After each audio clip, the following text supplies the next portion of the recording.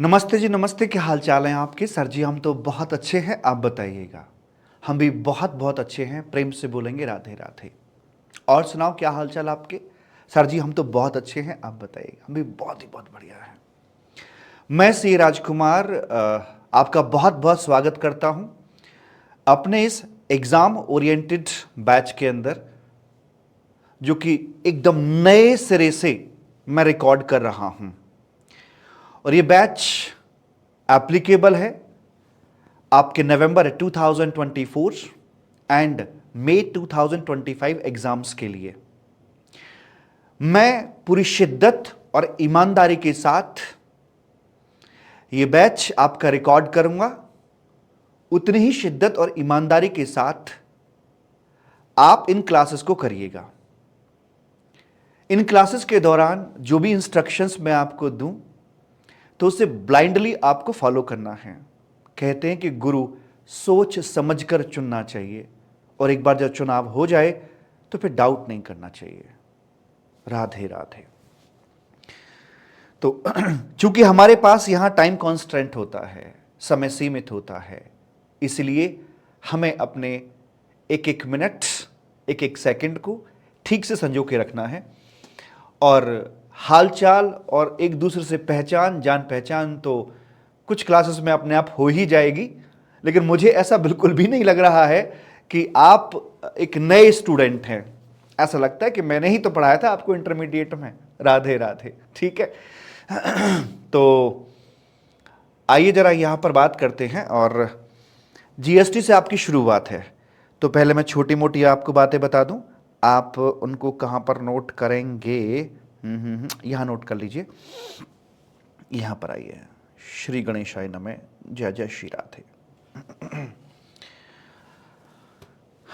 ठीक है। तो सबसे पहले बात करते हैं आपके सिलेबस को लेकर।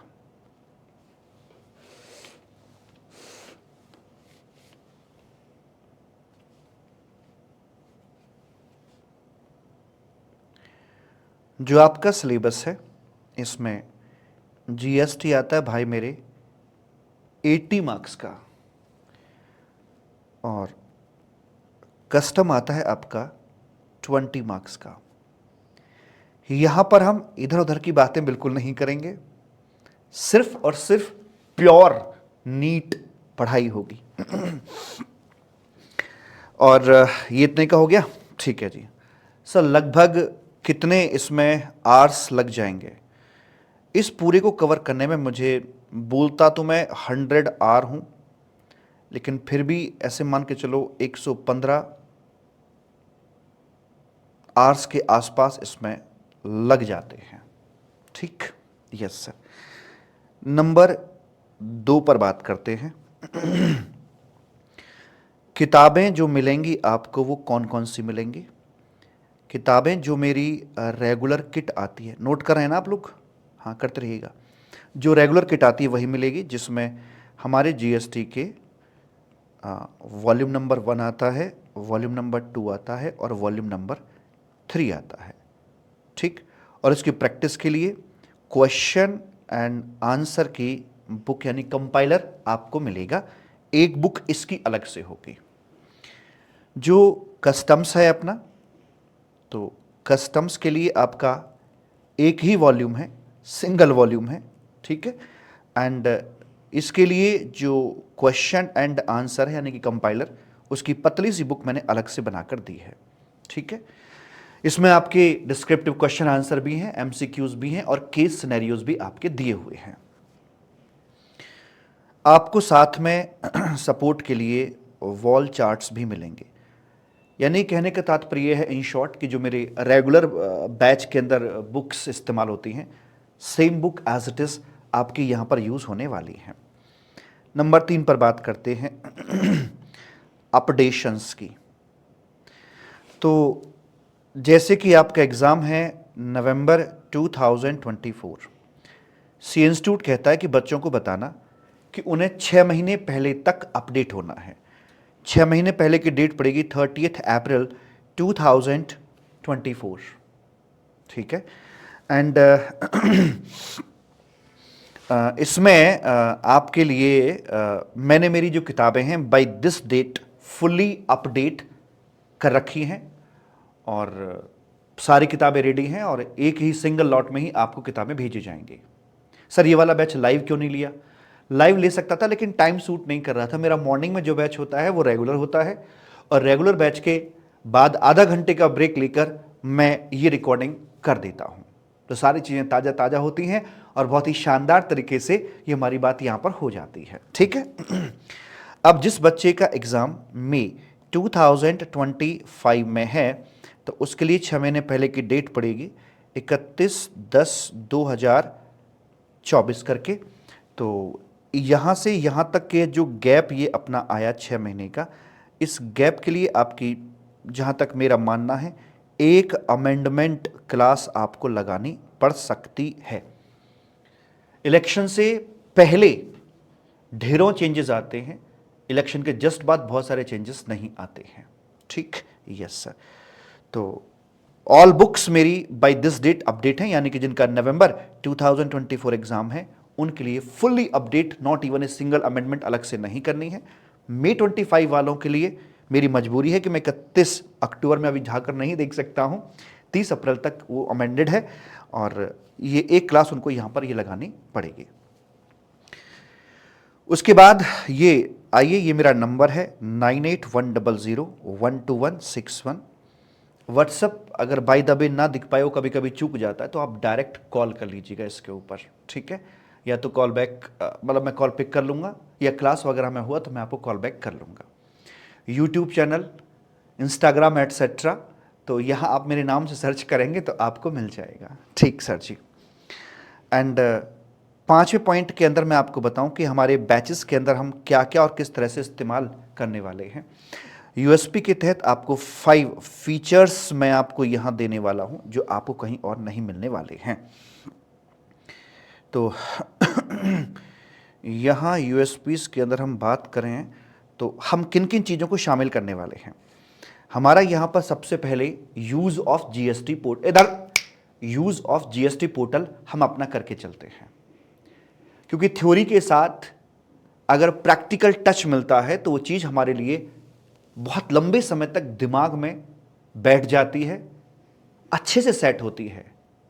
और मैं हमेशा इस बात को दिमाग में रखते हुए पढ़ाता हूं कि आपका पेपर होने से पहले जो एक दिन की छुट्टी आपकी होगी, उसमें क्या आप इतना सारा कंटेंट, इतना सारे कॉन्सेप्ट्स को प्रॉपरली रिवाइज कर पाओगे या नहीं कर पाओगे। तो जब कंसेप्ट पे पकड़ अच्छी होती है तो चीज़ें या रिकॉल अच्छे से हो पाती हैं। तो एक तो सी इंस्टीट्यूट ने जीएसटी पोर्टल का यूज़ मैंडेटरी कर दिया है न्यू स्कीम में, लेकिन मैं तो इसे 2020 से ही अपने बैच में शामिल कर रखा है। इससे चीज़ें मजबूत होती है और हमें प्रैक्टिकल ज्ञान भी प्राप्त होता है। लाइव डेमोन्स्ट्रेशंस, मैं आपको लाइव डेमोज दूंगा, जैसे कि ये हमने किया है। इस समय मैं मेरे नए स्टूडियो के अंदर मौजूद हूं साहिब, और नया स्टूडियो हमारा बहुत ही बड़ा है और यहां पर आकर हम इस प्रकार से अपना एक लाइव एनवायरनमेंट क्रिएट कर पाएंगे। ये बहुत ही बड़ा स्टूडियो, बहुत बड़ा हॉल टाइप स्टूडियो है मेरा इस बार, ठीक है ना। और वैसे करके है जी। तो हमें पता है कि जो कठिन कॉन्सेप्ट्स होते हैं ना, उनमें क्या होता है कि कितना ही समझा लो थ्योरेटिकली, लेकिन फिर भी कहीं ना कहीं कसर सी रह जाती है। तो मैं क्या करता हूं, ऐसे कंसेप्ट्स के लिए मैं डेमोन्स्ट्रेशंस देता हूं, एक प्ले के रूप में। खेल खेल में ही कंसेप्ट दिमाग में सेट हो जाता है, हंसते खेलते कूदते, और लंबे समय तक याद रहता है। ठीक है जी। तो ये हो गया अपना पॉइंट। उसके बाद सीए स्टूडेंट की सबसे बड़ी समस्या ये होती है कि उसे लिखना नहीं आता, नंबर 1, और नंबर 2, टाइम बाउंड फ्रेम में नहीं लिखना आता है। कम समय में ज्यादा कंटेंट लिखना नहीं आता है। तो इसके लिए मैं क्लास में राइटिंग प्रैक्टिस कराऊंगा। चैप्टर खत्म होने के बाद में अगला चैप्टर तब शुरू करेंगे आप जब पहले वाले के क्वेश्चन आंसर हो जाएंगे, क्योंकि अगर आपने क्वेश्चन आंसर नहीं किए हैं तो अपनी तैयारी को आप पूरी मत समझ लेना गलती से भी। आपकी तैयारी सिर्फ 50% है जब तक कि आप उसके क्वेश्चन आंसर्स नहीं कर लेते हैं, राइट। तो हम जितने भी टॉप नॉच क्वेश्चंस हैं मैं आपको करा के चलूंगा, और हर चैप्टर में से एक या दो क्वेश्चन मैं खुद लिख कर दिखाऊंगा, और एक दो क्वेश्चंस हर चैप्टर से आपको लिखने के लिए दूंगा।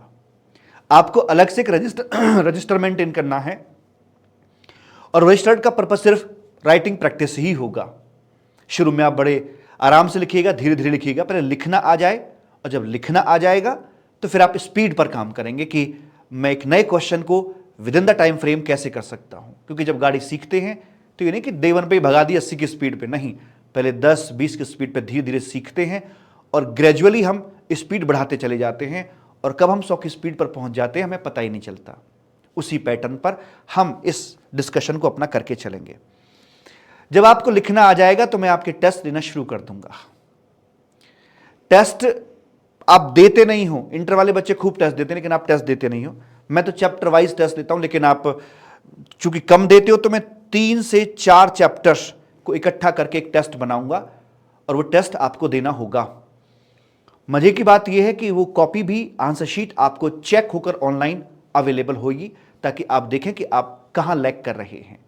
ये रिहर्सल करना बहुत जरूरी है। जो बच्चा बिना रिहर्सल के चला जाता है ना एग्जाम में, यार बड़ी समस्याएं उसको हो जाती हैं।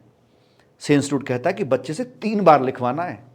बता देना बच्चे को, चाहे तो 2 बार घर पे लिख के आए और फाइनली एक बार एग्जाम हॉर्निशन हॉल में आके लिख दे, या 3 बार यहीं पर आके लिखे।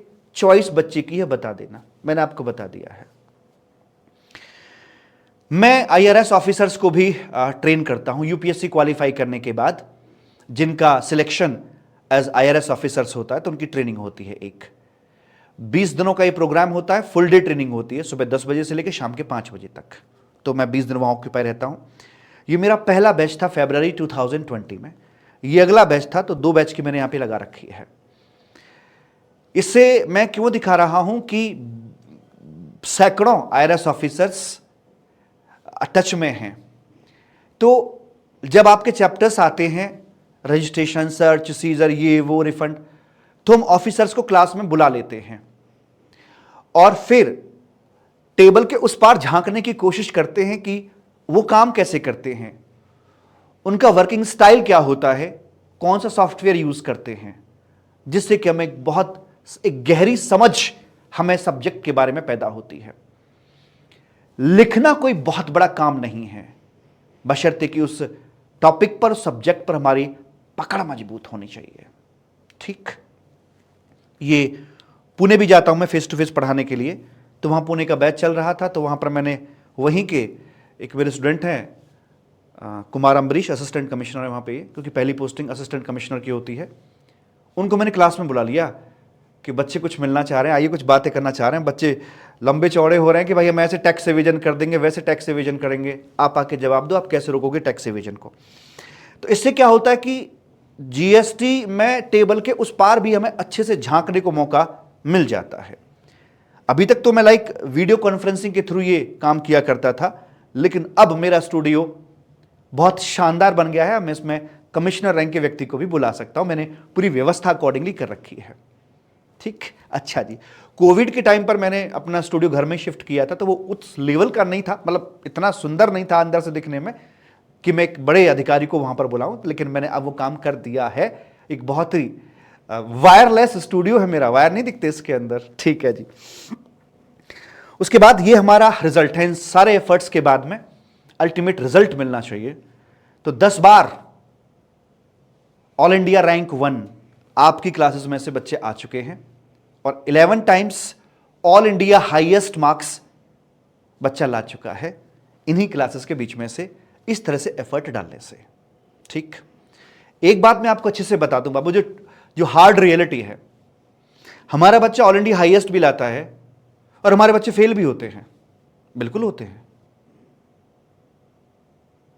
टीचर अपना प्रयास करेगा, मैं पूरा प्रयास करूंगा आपका ऑल इंडिया हाईएस्ट मार्क्स दिलाने का, और एग्जामिशन से कम तो मुझे कुछ भी नहीं चाहिए, लेकिन मुझे आपके एफर्ट्स दिखने चाहिए। नंबर आए, कम आए, ज्यादा आए, एफर्ट्स जरूर दिखने चाहिए लाइफ में। मेरी इस बात को गांठ मार कर रख लेना, आपकी सच्ची मेहनत, आपको तो पता है ना आप कैसी मेहनत कर रहे हो। रात को सोने से पहले अपने आप से पूछना कि वाकई में क्या आज तुमने सच्चे मन से एफर्ट्स डाले, अगर हाँ तो तुम्हें शानदार नींद आएगी, नहीं तो बेचैनी रहेगी। अपने आप से और मुझसे गद्दारी मत करना, जैसे कह रहा हूं करते चले जाना, आपके सब्जेक्ट की टेंशन मेरी टेंशन हो जाएगी। ठीक है जी। ये मैंने कुछ पिक्चर्स बच्चों की डाल रखी हैं यहाँ पर आकर, जो ये ऑल इंडिया रैंक 1 या फिर या ऑल इंडिया हाईएस्ट मार्क्स लेकर आए हैं। आइए वापस घूम कर आते हैं। मैंने अपने बारे में बता दिया कि हम क्या क्या फीचर्स को यहाँ पर इनबिल्ट करने वाले हैं, और अब हम सीधी मुद्दे की बात पर चलते हैं, यहां पर आ जाते हैं। और यह है आपका इनडायरेक्ट टैक्सेशन। पेपर नंबर कौन सा है नहीं बताओगे? चलो मैं बता देता हूं। पेपर नंबर आपका 5 है ये। पहले कभी पेपर नंबर 8 हुआ करता था, अभी पेपर नंबर 5 है ये। ठीक, और चलो साहिब, और आगे बात को बढ़ा देते हैं।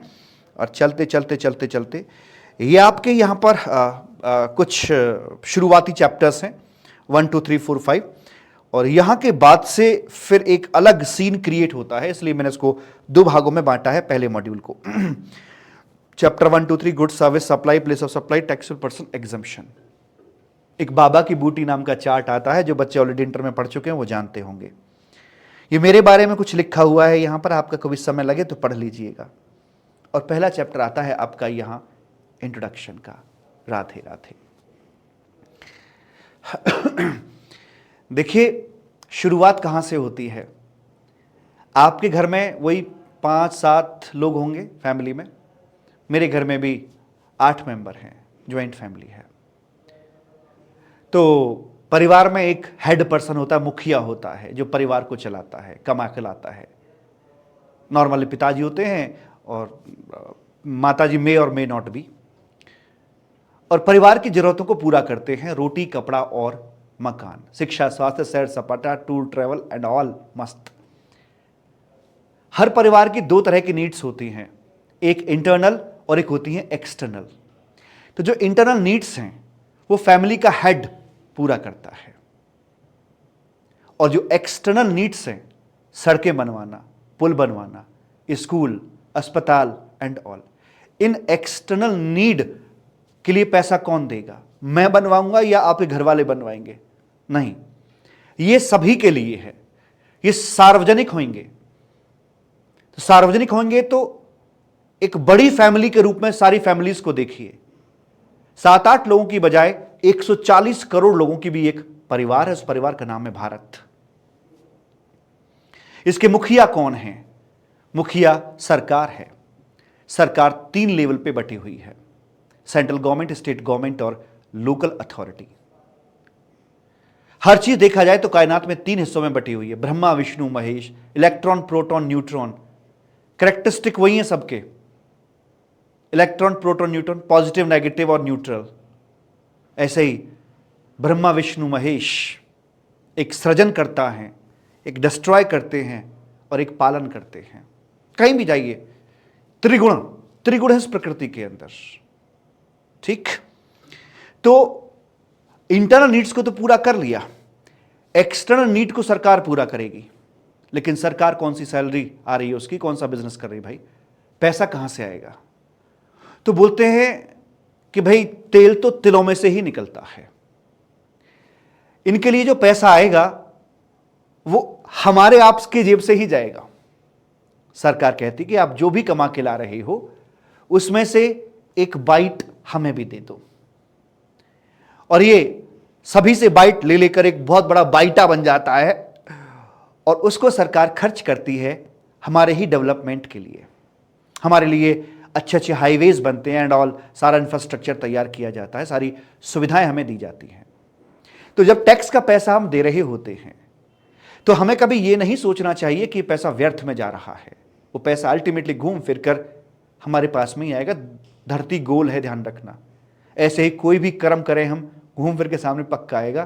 तो टैक्स का पैसा भी जाएगा कहाँ, घूम फिर के यहीं आएगा। हाँ, वो अलग बात है कि कभी कभी लीकेज हो जाती है भ्रष्टाचार के चलते हुए, तो दिल दुखता है कि यार हमारी गाड़ी कमाई का पैसा है और वो भ्रष्टाचार में गायब हो रहा है। इसलिए लोग मतलब वो करते कि नहीं यार मैं नहीं दूंगा, मैं नहीं दूंगा। दूसरा, टैक्स क्रेडिट इतने हाई कर रखे हैं कि भाई लगता है कि काम करो, जो टैक्स बनता है वो मेरे पास रहने दो और जो मेरी कमाई है वो तुम ले जाओ बाकी कभी कभी ऐसा भी फील में आती है ऐसे निकल के, ठीक। तो यहां से सरकारी टैक्स मांगना शुरू करती है। इसी बाइट को टैक्स का नाम दिया जाता है और ये एक कंपलसरी नेचर का होता है। ऐसा नहीं होता कि जो दे उसका भी भला, जो ना दे उसका भी भला।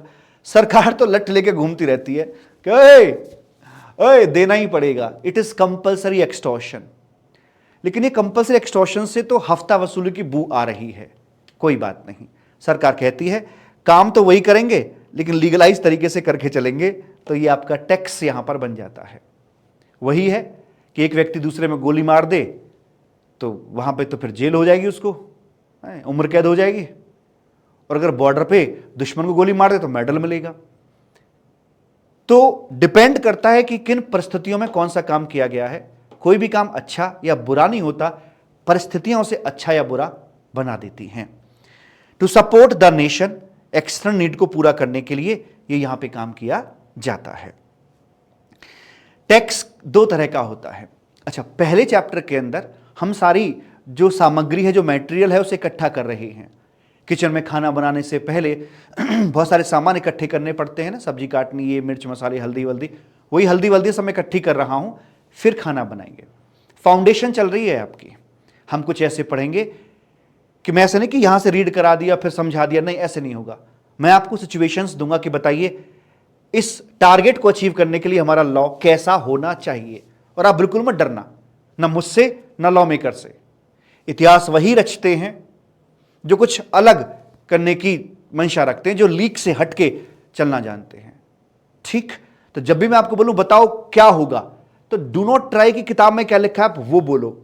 आप ऑलवेज वो बोलेंगे जो आपको ठीक लगता है, चाहे वो गलत हो या सही हो। आपका हर गलत जवाब सर माथे, ठीक। अच्छा जी, क्योंकि गलती करोगे तो ही तो मैं आपको करेक्ट करके उसको ठीक कर पाऊंगा, फिल कर पाऊंगा। अगर आपने किताब की टोन में चले गए तो इसका कोई फायदा नहीं होगा। इसलिए अपने नेचुरल आप क्वेश्चन के आंसर देकर चलेंगे, ठीक। सर आप सुनोगे कैसे? मुझे सब पता, तुम क्या क्वेश्चन पूछोगे और क्या आंसर होंगे, don't worry. Type of taxes की बात करते हैं, दो प्रकार के होते हैं। एक डायरेक्ट टैक्स हो गया और एक अपना इनडायरेक्ट टैक्स हो गया। पहचान के लिए दो जादुई शब्द हमारे पास में होते हैं। टैक्स किस पर लगाया गया और टैक्स किसने सहा, उसका लोड किस पर आया। इम्पोज्ड ऑन हुम और बॉर्न बाय हुम। अगर ये दोनों व्यक्ति एक ही हैं, जैसे इनकम टैक्स है, लगता भी मेरे ऊपर है और सहता भी उसे मैं ही हूं, लगा भी मेरे ऊपर और सहा भी मैंने, तो डायरेक्ट टैक्स है। लेकिन जब इन दो शब्दों के बीच में दो अलग अलग व्यक्ति आ जाते हैं कि जीएसटी लगा मेरे ऊपर लेकिन मैंने आपसे पैसे ले लिए जीएसटी के, तो ये अपना इनडायरेक्ट टैक्स यहां पर आकर बन जाता है। जैसे कि वैक्सीनेशन तो कराया होगा कोविड में, वैक्सीन जब लगी थी, लगी आपको थी, दर्द किसको हुआ था? पड़ोसी को? नहीं, आप ही को हुआ था, डायरेक्ट टैक्स। और दूसरा ये कि यहां पर आकर अगर छोटे बच्चे को जब वैक्सीनेशन किया जाता है तो बच्चे को तो बहुत बाद में पेन होता है जब वैक्सीन लग भी चुकी होती है। डॉक्टर सिरिंज भरता है, चुभाता है शरीर में, लगाता है इंजेक्शन, मतलब बच्चे को पता नहीं चलता, बाद में पता लगता है, बाद में रोता है वो। लेकिन मां को दर्द तभी हो जाता है जब डॉक्टर ऐसे ऐसे कर रहा होता है, ठीक। हाँ सर जी, ठीक है। तो ये वाली बात है, तो वो अपना इनडायरेक्ट टैक्स वहां पर बन जाता है। सर ये एग्जाम ओरिएंटेड में और रेगुलर में क्या डिफरेंस है? डिफरेंस दरअसल कुछ इस वे में होगा, मैंने टाइम कहां पर शॉर्टन किया है। लाइक जैसे जीएसटी पोर्टल का मैं कंपैरेटिवली कम यूज करूंगा। अब यहां पर मैंने रेगुलर बैच में एक डेमोन्स्ट्रेशन दिया था, इंजेक्शन लेकर किसी को बुलाकर, ये चीज थोड़ी सी मैं कम करूंगा, कहीं ना कहीं यहीं से निकलेगा समय। कंसेप्ट वाइज में कहीं कोई कॉम्प्रोमाइज नहीं करूंगा, सिलेबस कवरेज में कहीं कोई कॉम्प्रोमाइज नहीं किया जाएगा, ठीक। एक्स्ट्रा एक्टिविटीज होती हैं, एडिशनल फीचर्स, उनमें थोड़ी सी गिरावट मुझे करनी पड़ेगी, ताकि क्योंकि मेरे सर पे टाइम कॉन्स्ट्रेंट है। तो जो अपना इनडायरेक्ट टैक्स होता है ना, इसको हम लोग बिजनेस टैक्स के नाम से भी जानते हैं साहिब, बिजनेस टैक्स। तो ये बिजनेसमैन के ऊपर ही लगता है, सैलरी वालों से इसका कोई लेना देना नहीं है। अच्छा जी, छोटा सा एग्जांपल लिया है, वैल्यू 10,000 की, जीएसटी 1,800 रुपये, कुल मिलाकर 11,800 मेरी पॉकेट में आ जाता है। मुझे बताइए इसमें से मैं मेरा पैसा कितना बोलूं, मेरी फीस क्या, 11,800 या 10,000? सर मेरी फीस सिर्फ 10,000 है, इसमें से 1800 रुपये मुझे गवर्नमेंट को देने हैं, ये मेरा है, ये मेरी फीस है, ठीक है। चूंकि इनडायरेक्ट टैक्स के अंदर मैं आपसे तभी ले पा रहा हूं क्योंकि सरकार ने मुझे बोला है ऐसा करने के लिए कि आप ले सकते हो। दरअसल हिरार्की कैसे काम करती है, कॉन्स्टिट्यूशन ऑफ इंडिया होता है, इसके नीचे एक्ट होता है, इसके नीचे गवर्नमेंट होती है, गवर्नमेंट के नीचे मैं बैठा हूं सप्लायर, और सप्लायर के नीचे रेसिपिएंट बैठे हैं आप। तो गवर्नमेंट ने कहा मुझसे, मैंने कहा आपसे, और सरकार के पास पहुंच गया। सरकार को किसने बोला लेने के लिए? एक्ट ने। एक्ट में पावर कहां से आई? कॉन्स्टिट्यूशन ऑफ इंडिया से। तो सर्वा कौन है? भारत का संविधान, उसकी छत्र छाया में ही सारे काम किए जाते हैं। 4000 मेरा खर्चा हुआ, खर्चा पानी काटने के बाद जो आया वो ग्रॉस इनकम आई, और इनकम के ऊपर फिर सरकार कहती है भाई थोड़ा पुल अधूरा पड़ा है, थोड़ा इनकम टैक्स भी लगेगा।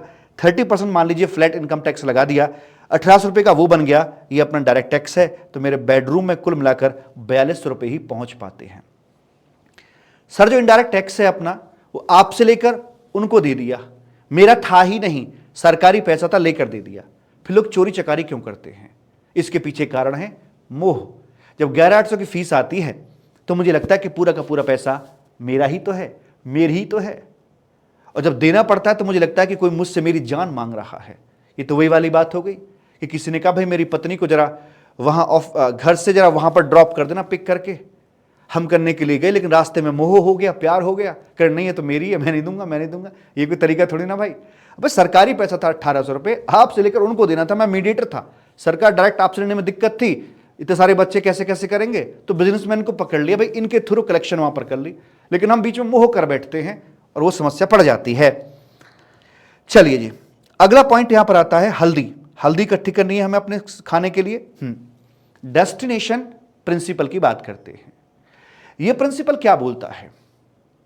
देखिए, वर्ल्ड वाइड दुनिया में दो तरह के प्रिंसिपल टैक्सेशन के काम करते हैं। एक होता है ओरिजिन प्रिंसिपल, एक होता है डेस्टिनेशन प्रिंसिपल। डेस्टिनेशन प्रिंसिपल यह कहता है कि गुड्स और सर्विसेज जहां पर कंज्यूम होते हैं, जहां पर उनका एंड यूजर होता है, उस कंट्री, उस स्टेट को रेवेन्यू मिलता है। और वैसे भी एक बात बताइए, आप हरियाणा के और मैं दिल्ली का, ठीक, मैं आपको सर्विस दे रहा हूं, 10,000 की फीस मान लीजिए, 1800 रुपये का जीएसटी लगता है। आप जानते हैं इस 1800 में से 900 रुपये तो सीजीएसटी फंड में चले जाएंगे सेंट्रल गवर्नमेंट के पास में। बाकी जो 800 रुपये है वो लॉजिकली किसको मिलना चाहिए? सर लॉजिकली मिलना चाहिए। देखिए, सरकार ने भी बोला था कि टैक्स का पैसा बारिश बनकर घूमकर आप ही के ऊपर बरसेगा, आप ही को भिगोएगा, आप ही को ठंडक देगा। तो ये पैसा तो आपकी जेब से निकला था ना। तो अल्टीमेटली बारिश आपके हरियाणा में होनी चाहिए डेवलपमेंट की, और बारिश तब होगी हरियाणा में जब पैसा हरियाणा सरकार के पास पहुंचेगा। तो यही है डेस्टिनेशन प्रिंसिपल का बेस कि भाई बारिश आप ही के ऊपर होनी चाहिए, एंड यूजर के ऊपर होनी चाहिए। तो जहां पर वो गुड्स कंज्यूम किया जा रहा है, जहां पर उसका एंड यूजर है, उस स्टेट को पैसा दिया जाएगा। कहते हैं अगर मान लीजिए इंडिया के बाहर से गुड्स इंडिया में अगर आया है तो एंड यूजर ऑफ गुड्स और सर्विस इंडिया में है, देन टैक्स जाएगा, then tax goes to Indian government. Bharat सरकार को यह पैसा चला जाएगा, ठीक है जी। इसके अगर मान लीजिए ऐसे हो, इंडिया से इंडिया के बाहर आया हो तो वैसे में टैक्स का पैसा किसको जाएगा? टैक्स अमाउंट ये चला जाएगा गोज टू यूएसए गवर्नमेंट। लेकिन अगर ऐसा हुआ क्या भला कि मान लीजिए इंडिया के बाहर से कोई गुड्स इंडिया में आया, यहां पर आकर उसने टप्पा खाया, और टप्पा खाने के बाद मतलब आई मीन टू से कि यहां आपने उस पर होम कंजम्पशन यानी इंडिया के लिए क्लियर करवा लिया और इस पर यहां इंपोर्ट ड्यूटी भर दी। इंपोर्ट ड्यूटी भरने के बाद फिर आपने क्या मूड हुआ पता नहीं, उसे श्रीलंका, श्री राधे श्री राधे श्री राधे, आपने उसे श्रीलंका के लिए एक्सपोर्ट कर दिया। तो as per the destination principal the end user situated in Sri Lanka, so tax मिलना चाहिए इसके ऊपर टू श्रीलंका। लेकिन प्रॉब्लम क्या है ब्रदर, इंडियन गवर्नमेंट इस पर इंपोर्ट ड्यूटी ले चुकी है। अब क्या करे? अच्छा, उनकी भी बात गलत नहीं थी उस समय। जब गुड्स ने यहां पे आके टप्पा खाया तो उन्हें लगा कि भाई आप यहां इंडिया में इस्तेमाल करोगे, तो उन्होंने पैसे ले लिए इंपोर्ट ड्यूटी के नाम पर। लेकिन आपने अगला टप्पा खिला दिया श्रीलंका में जाकर, इंडिया में यूज ही नहीं किया। सरकार कहती ठीक है यूज नहीं किया, तो इसके एक्सपोर्ट जब भी आप करके चलोगे ना ऐसे,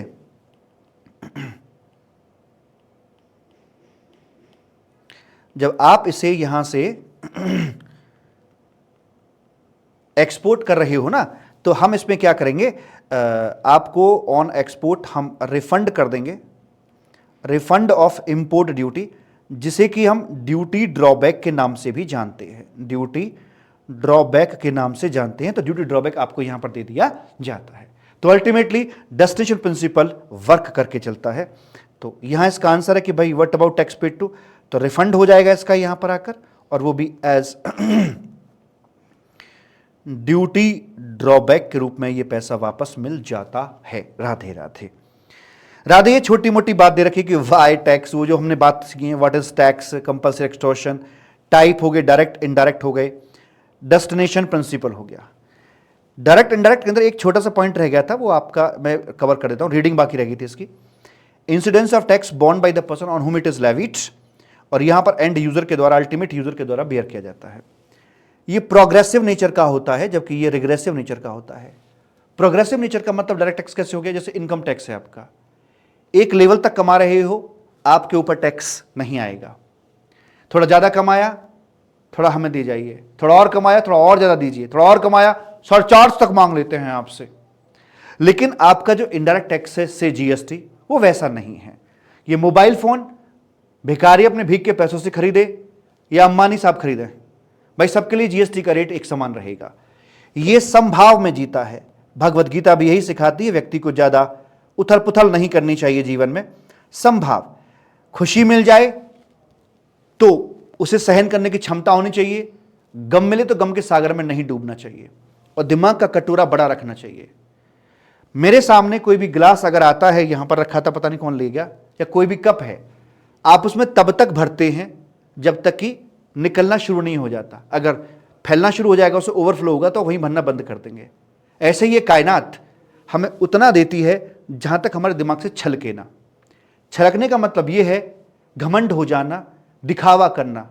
कल को आपके पास 1 करोड़ रुपया भी आएगा, लेकिन 1 करोड़ में आप हाथ पैर फेंकने लग गए, शो ऑफ करने लग गए, लोगों को चीरने फाड़ने लग गए, भाई साहब प्रकृति बोलेगी इसका कटोरा भर गया, बस इसे ज्यादा मत देना, वरना ये डिस्ट्रॉयर बन जाएगा यहां पर आकर। मैं कह रहा हूं 1 करोड़ ना, इतना बड़ा कटोरा नहीं, बाल्टी टब लेके बैठना यहां पे कि 10 करोड़ 20 करोड़ 50 करोड़ 100 करोड़ भी आए ना, तब भी आप ऐसे ही रहो, संभाव में रहो कि कुछ आ गया तो फर्क ना पड़ रहा, हल्का फुल्का नुकसान हो गया तो फर्क ना पड़ रहा। संभाव, समंदर की तरह बनना सीखना है आपने, ना सूखता है ना उफान मारता है। तो ये संभाव वाला है आपका जीएसटी। अब आता एक और कॉन्सेप्ट, सीएसटी का कॉन्सेप्ट हम देखने के लिए जा रहे हैं। सर इसकी क्या जरूरत है, तो खत्म हो गया। इक्का दुक्का प्रोडक्ट पे अभी भी है, चिंता नहीं करें, लेकिन ये कंसेप्ट समझना जरूरी है। ये आपकी फाउंडेशन स्टोन्स चल रहे हैं, इन्हीं के दम पर आप मेरे आगे पूछे जाने वाले जो क्वेश्चंस होंगे उनके ठीक से आंसर कर पाएंगे। अच्छा ये बात, हाँ यही बात है। एक ये मिस्टर एक्स यूपी का है, और ये हरियाणा गवर्नमेंट हो गई, ऊपर यूपी गवर्नमेंट हो गई इसके सर पे, और ये बंदा कहाँ का है, रजिस्टर्ड इन हरियाणा, ये बंदा हरियाणा का था, और यूपी से हरियाणा माल जाता है, फिर हरियाणा से पंजाब बेच दिया जाता है। कुछ क्वेश्चंस हैं हमारे पास। गुड्स बेचा गया, वैल्यू 10,000 रुपये की थी, और सीएसटी सिंप्लिसिटी के लिए रेट 10% मान लेते हैं, ये 11,000 का यहां पर बिलिंग हो जाती है। मेरा पहला क्वेश्चन, सीएसटी का अमाउंट कौन सी स्टेट को मिलेगा, यूपी को मिलेगा या हरियाणा को मिलेगा? अच्छा मिलना किसको चाहिए, जो पूछ रहा हूं उसका जवाब देना। सर अभी ताजा ताजा पढ़ा है डेस्टिनेशन प्रिंसिपल, उसके अकॉर्डिंग क्योंकि गुड्स का डेस्टिनेशन हमें यहां दिख रहा है प्राइमा फेसी इनिशियली, तो ये इसको मिलना चाहिए। मिलना तो इसको चाहिए, लेकिन प्रैक्टिकली पॉसिबल नहीं दिखता। क्यों? क्योंकि जब यूपी वाला बंदा, ये जो बंदा है यूपी वाला मिस्टर एक्स, ये चूंकि कारोबार लेके बैठा है यूपी में, तो रजिस्टर्ड होगा बंदा ये इन यूपी। अगर आप कहते हो कि हरियाणा ये जमा करा के आएगा, तो हरियाणा सरकार क्वेश्चन मार्क लगाएगी, अबे तू कौन, क्या मैं खामोखा, मतलब वहां रजिस्ट्रेशन लेना पड़ेगा तभी डिपॉजिट कर पाएगा। कल को इसने वेस्ट बंगाल को बेचा, फिर पंजाब को बेचा, फिर वहां बेचा, तो जितने स्टेट को बेचेगा, जहां जहां इसका कस्टमर होगा वहां जाकर रजिस्ट्रेशन कराएगा। Is it practically possible? The answer is no. तो मरता क्या नहीं करता, हमारे पास ऑप्शन बस सिर्फ एक ही बचता है कि भाई आप ये पैसा यहां दे दीजिए, अपनी ही सरकार को दे दीजिए, यूपी स्टेट को दे दीजिए। और यहीं से सिलसिला शुरू हुआ कि जो सीएसटी आपका वो फॉलो करने लगा, क्या भला मजबूरी में ये फॉलो करने लगा ओरिजिन प्रिंसिपल ऑफ टैक्सेशन, क्योंकि डेस्टिनेशन प्रिंसिपल यहां पर नहीं लग पा रहा था, ये मजबूरी थी, शौक में नहीं किया, मजबूरी में से फॉलो करना पड़ा है।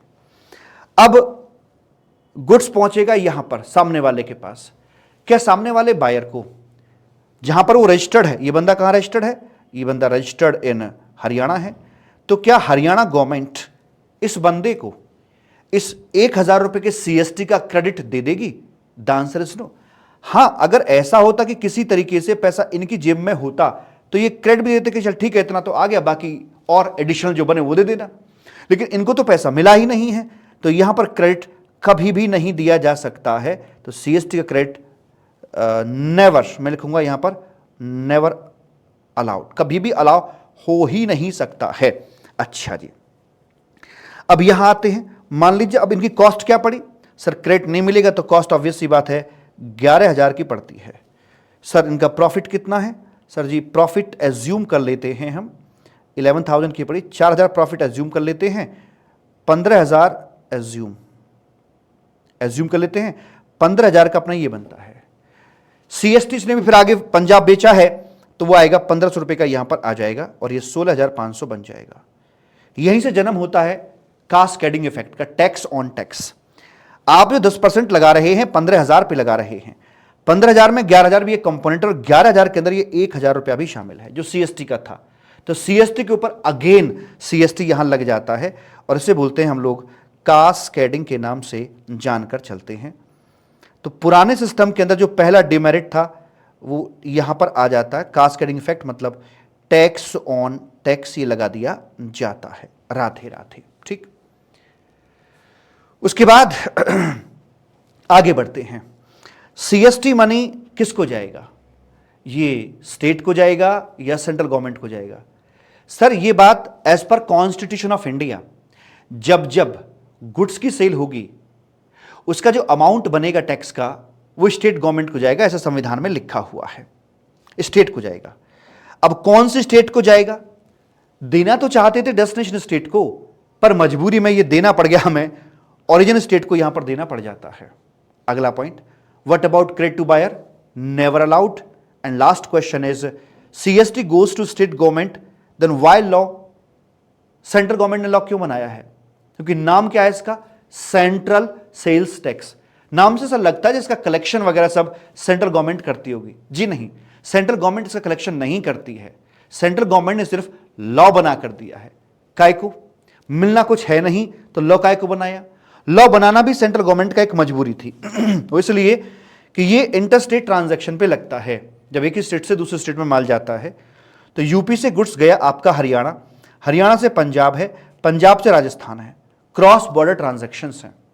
अगर मान लीजिए स्टेट लेवल का लॉ होता तो सबका अलग अलग अपना अपना लॉ होता, इसकी अंडरस्टैंडिंग ए होती, ये बी बोल रहा होता, ये कोई सी पढ़ रहा होता, ये डी पढ़ रहा होता, तो डेफिनेटली चूंकि प्रोविजन सबके अलग अलग हो जाते तो यहां पर डिस्प्यूट्स आपके सामने निकलकर आ ही जाते मालिक हर हाल में। तो उन डिस्प्यूट को रोकने के लिए एक ही तरीका था कि इनके बीच में हमें एक यूनिफॉर्म लॉ चाहिए था और जो यूनिफॉर्म लॉ है वो कोई स्टेट तो बना नहीं सकता, वो सेंट्रल गवर्नमेंट ही बना कर देगी। तो सेंट्रल गवर्नमेंट यहां आई और सबके लिए कहा कि ठीक है, हम आपका सीएसटी का एक यूनिफॉर्म जो सबके लिए एक जैसा होगा यूनिफॉर्म लॉ बना देते हैं, ऐसे करके मालिक बोल दिया जाता है। लेकिन यहां से एक मन में डाउट आता है, चलो स्टेट के बीच में तो आपने संभाल लिया कि स्टेट की लगाम सेंट्रल गवर्नमेंट के हाथों में है, लेकिन what about the country level? India, Pakistan, Germany, इनके बीच में अगर व्यापार होगा तो क्या करेगी? समस्या तो वहां भी आएगी। तो उसके लिए इनके ऊपर लगाम कसकर बैठा है डब्ल्यूटीओ, और डब्ल्यूटीओ के डायरेक्शंस के अंदर जो कस्टम लॉ है अपना, जो पढ़ेंगे आप, वो एक प्रकार का यूनिफॉर्म लॉ है एवरी कंट्री में। हालांकि अपना अपना है लेकिन यूनिफॉर्मिटी मेंटेन करा रखी है WTO ने, ताकि बायर सेलर यानी इंपोर्टर एक्सपोर्टर के जो अंडरस्टैंडिंग है वो ठीक से बनी रहे, कोई किसी प्रकार के डिस्प्यूट्स लॉ को लेकर ना हो जाए, ऐसा वहां पर बता दिया जाता है। प्रेम से बोलेंगे राधे राधे। ठीक राधे। और वैसे मैं आपको बता दूं, चूंकि इंटरनेशनल लेवल का लॉ है आपका कस्टम लॉ, इसी के चलते GST आने पर कस्टम लॉ पर एक रत्ती का इफेक्ट ही पड़ा होगा, मात्र कितना, एक रत्ती का। कुछ करस्पॉन्डिंग चेंजेस हुए, हल्के फुल्के चेंजेस करस्पॉन्डिंग, इक्का दुक्का जगह, वरना ये अनटच्ड और लाइक कोई इफेक्ट इस पर अदरवाइज नहीं पड़ा है। हमने पुराने सिस्टम की कुछ बातें कर ली हैं और नए सिस्टम के अंदर हम एंट्री करने के लिए जा रहे हैं। और यहां पर बता दें कि जो नहीं, अभी पुराना ही चल रहा है, अभी जस्टिफाई करेंगे अभी हम कि GST क्यों आया, पुराने की अभी बात कर रहे हैं थोड़ा सा, फिर नए की बात करेंगे। तो हम जानते हैं कि व्यक्ति जैसे कर्म करता है, कर्मों के मुताबिक ही उसे सजा दी जाती है। अगर कोई व्यक्ति मैन्युफैक्चरिंग करने का बुरा कर्म करता है तो उसकी सजा मिलती है सेंट्रल एक्साइज ड्यूटी के रूप में, और यह पैसा जाता है सेंट्रल गवर्नमेंट को। अगर कोई व्यक्ति सेल ऑफ गुड्स का घिनौना काम करता है तो उसे सजा मिलती है वैट या CST के रूप में सजा दी जाती है, जो पैसा जाता है स्टेट गवर्नमेंट को। अगर कोई व्यक्ति सर्विस देने का, सर्विस का प्रोविजंस करता है, सर्विस देता है, तो उस पर सर्विस टैक्स लगा दिया जाता था और यह पैसा जाता था अपना सेंट्रल गवर्नमेंट को। ये छोटी सी बातें हैं जो आपको शायद पता होनी जरूरी है। ट्रेड का लेवल होगा सदियों से और आज भी वही चलता आ रहा है। 3 लेवल होते हैं, एक होता है इंट्रा लेवल, एक होता है इंटर स्टेट और एक होता है इंटरनेशनल। तो यहां पर और जो बिजनेसमैन होते हैं उनको 3 कैटेगरी में डिवाइड किया जाता है। एक मैन्युफैक्चरर हो गया, ट्रेडर हो गया और आपका सर्विस प्रोवाइडर हो गया। तो यहां पर मैन्युफैक्चरर ने मैन्युफैक्चरिंग की और मान लीजिए ये 1000 रुपए का यहां पर था और इस पर एक्साइज ड्यूटी लग गई, यहां 100 रुपए की कीमत हुई 1100 रुपए की। वैट कौन से वैल्यू पे लगना चाहिए लॉजिकली? वैट मान लीजिए सिंप्लिसिटी के लिए रेट 10% का मान लेता हूं। वैट लॉजिकली लगना चाहिए यहां पर अपने 1000 के ऊपर, क्योंकि 100 रुपये मेरा तो है ही नहीं, सरकारी पैसा है, आपसे लिया है, वहां दे दिया जाएगा, खत्म कहानी। ये मेरे टर्नओवर का हिस्सा भी नहीं बनता है। बुक्स में एंट्री भी यही पास करूंगा, bank account debit to sale, sale में आएगा 1000, टू टैक्स पेबल वो आ जाएगा मेरा 100 रुपये। लेकिन जानते बूझते हुए भी ये लगाया गया 1100 के ऊपर और 110 यहां निकल के आता है। और यहां से एक बार फिर से कास्केडिंग हमें देखने को मिल जाता है, टैक्स के ऊपर टैक्स लग गया, यानी कि ड्यूटी के ऊपर अपना वैट का लोड आ गया है इस तरह से। अब आगे बढ़ते हैं। मान लीजिए इस सामान को खरीद कर यह बंदा ले आता है, इसका जो प्रॉफिट एलिमेंट है, सपोज कर लेते हैं भाई वो अपना 200 रुपए का बंदा प्रॉफिट कमाता है। हमें बताइए इस बंदे की जो कॉस्ट पड़ेगी वो कितनी पड़ेगी? सर इसकी जो कॉस्ट पड़ेगी वो कितने की पड़ेगी? इसमें देखना पड़ेगा कि इसे किस किस का क्रेडिट मिलेगा। ट्रेडर आदमी जो कि एक स्टेट लेवल के मैटर पे काम करता है, स्टेट लायबिलिटी, स्टेट में ही उसका रजिस्ट्रेशन है, क्या उसे सेंट्रल लेवल के जो टैक्स चुकाए हैं उनका क्रेडिट मिल जाएगा? अच्छा चलो मिल भी गया, यूज कर पाएगा क्या? आउटपुट लायबिलिटी स्टेट लेवल की है, उसके अगेंस्ट क्या सेंट्रल लेवल के क्रेडिट को इस्तेमाल कर पाएगा? The answer is no. मतलब मोटी बात यह कि इसे सेंट्रल एक्साइज का क्रेडिट मिलने वाला नहीं है, और जिस भी टैक्स का क्रेडिट नहीं मिलेगा वो इसी कॉस्ट का पार्ट बन जाएगा पक्का पक्का। वैट का क्रेडिट मिल जाएगा, हाँ वैट तो स्टेट लेवल है, इसको वैट का क्रेडिट मिल जाएगा। तो बंदे की जो कॉस्ट पड़ेगी वो पड़ेगी यहां पर आकर 1100 रुपए की, ठीक। एंड उसमें अपना ये प्रॉफिट मार्जिन ऐड कर दिया 200 रुपए का, तो कुल मिलाकर 1300 रुपए पे आगे बेचेगा। तो 1300 पे आने के बाद में अब मान लीजिए 10% का फिर से वैट लगता है, तो यहां पर 130 रुपए ये अपने इसके आ गए, तो 1430 रुपए ये मालिक ऐसे करके आ जाते हैं। राधे राधे। आप गौर से देखिए, एक बार फिर से कास्केडिंग आ रहा है। 1300 के अंदर 1100 की कॉस्ट शामिल है, और 1100 के अंदर 100 रुपए का जो कंपोनेंट आप देख रहे हैं ये वाला, ये एक्साइज ड्यूटी का, एक बार फिर से इस पर वैट का लोड आ गया है। जब जब टैक्स ऑन टैक्स होगा, प्रोडक्ट की कीमतें बढ़ेंगी और उसका सीधा असर कस्टमर के ऊपर जाएगा, कंज्यूमर के ऊपर जाएगा, प्रोडक्ट महंगे होते चले जाएंगे। सर्विस प्रोवाइडर की बात करते हैं। अब इसके लिए मुझे बताइए मालिक यहां पर आकर कॉस्ट क्या पड़ी बंदे के लिए, इसको क्या वैट का क्रेडिट मिल जाएगा? नहीं। सर्विस टैक्स सेंट्रल लेवल का टैक्स है, आउटपुट लायबिलिटी उसकी सेंट्रल लेवल पे आएगी, इसलिए बंदे को कोई किसी प्रकार का यहां पर आईटीसी वाईटीसी से मिलने वाला नहीं है।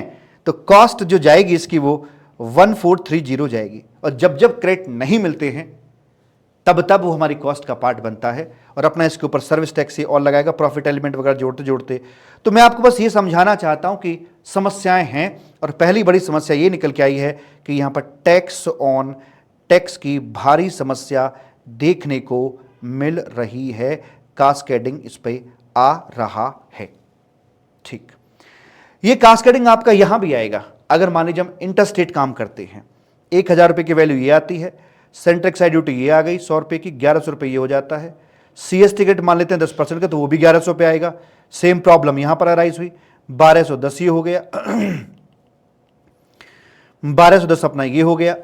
वैल्यू ऑफ गुड्स क्या आई, इसको किसका कोई क्रेडिट मिलेगा? पिछले वाले को फिर भी वैट का मिल गया था, लेकिन सीएसटी का तो क्रेडिट कभी किसी को मिला ही नहीं आज तक। तो इसकी जो वैल्यू बनेगी वो 1210 प्लस 200 रुपये का हमने प्रॉफिट मान लिया इसका ऑलरेडी, तो ये आ गया अपना 1410। सीएसटी अगर 10% से मान लेते हैं तो 141 रुपये का ये आ जाएगा। तो जी 1 5 5 और 1 ऐसे करके हमारी बात करा दी जाएगी। फिर इसको क्या किसी का कोई क्रेडिट मिलेगा? नहीं। सीएसटी स्टेट गवर्नमेंट को गया है, सर्विस प्रोवाइडर को भला कैसे क्रेडिट मिल जाएगा? नहीं मिलेगा, बिल्कुल नहीं मिलेगा, स्टेट लेवीज में वो आ जाता है। तो इस बंदे की अगेन कॉस्ट पड़ेगी 1551 पड़ेगी, क्योंकि इसको सीएसटी क्रेडिट मिलने वाला नहीं है। मुझे बताइए अगेन एक बार फिर से, कास्केडिंग की बू आ गई या नहीं आई? यस सर, फिर से कास्केडिंग यहां पर हो रहा है। ठीक है जी। जहां तक सवाल है अपने इंटरनेशनल ट्रेड का, तो भाई मेरे इस पर ये अनटच्ड रहा है, इस पर कोई इफेक्ट नहीं आया है। ये पहले भी ऐसे चलता था, आज भी वैसे ही चलता है। तो पुराने समय के अंदर भाई क्या सीन था, इंपोर्ट ऑफ गुड्स हम किया करते थे, इस पर इंपोर्ट ड्यूटी भरनी होती थी। एक्सपोर्ट जब करते हैं तो डेस्टिनेशन प्रिंसिपल बीच में आ जाता है, उस पर कोई टैक्स नहीं जाता है। इंपोर्ट ऑफ सर्विस में सर्विस टैक्स लगता था, और वो भी आरसीएम रिवर्स चार्ज में भरना पड़ता था। एक्सपोर्ट ऑफ सर्विस पर कोई किसी प्रकार के टैक्स की बात होती ही नहीं थी, और आज भी लगभग वैसे ही चीजें आएंगी, बस सर्विस टैक्स की रिप्लेसमेंट हो जाएगा जीएसटी का, वरना बाकी सारी चीजें जो कि त्यों ही आपकी रहने वाली हैं। राधे राधे। तो यहां पर आकर एक तो हो गया कास्केडिंग। आपकी क्वेरी आती है, अच्छा एक चीज और है, चूंकि मैं ये रिकॉर्डिंग करता हूं जस्ट आफ्टर रेगुलर बैच जो मेरा लाइव चल रहा है उसके बाद में करके चलता हूं, तो उन बच्चों ने जो जो क्वेरीज पूछी उन क्वेरीज को मैं इनबिल्ट करता हुआ चल रहा हूं। यहां पर क्वेरी आई थी कि यार डबल टैक्सेशन और कास्केडिंग में इफेक्ट क्या है, अक्सर ये प्रॉब्लम बनी रहती है, जरा खुल के बताइएगा। बताते हैं। डबल टैक्सेशन वो क्या है? डबल टैक्सेशन का मतलब होता है बाबू मेरे कि जहां पर हमारा कि कोई चीज गुड्स है या सर्विस है, ये पोजीशन हमारी ब्लर हो जाती है, ब्लर हो जाती है, धुंध छा जाती है, समझ नहीं आता कि लड़का है कि लड़की है। मैंने गुड्स को हमेशा मेल बोला है और इसको फीमेल की तरह यहां पर ट्रीट किया है, लेकिन देखने से भाई पता ही लग रहा कि लड़का है या लड़की है। तो क्या होता था मैं आपको बताता हूं डबल टैक्सेशन की कथा के साथ में, कि जैसे मान लीजिए पुराने समय के अंदर हम लोग रेस्टोरेंट में जाया करते थे, वहां पर जाकर ये वैल्यू हमारी आती थी, मान लो 1000 रुपये का हमारा ये खाना खाया हमने, इसके ऊपर वैट लगता था।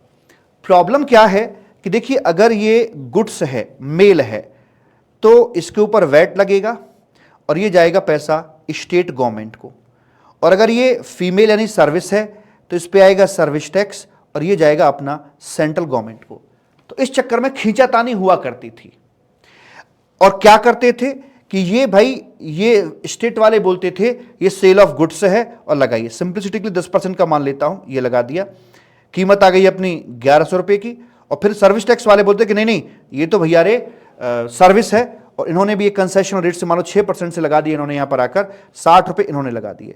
तो बताइए 1160, यानी एक ही समय में यहां पर मान लिया ऐसे बॉय कि लड़का है और यहां पर मान लिया ऐसे लड़की कि भाई ऐसे करके है।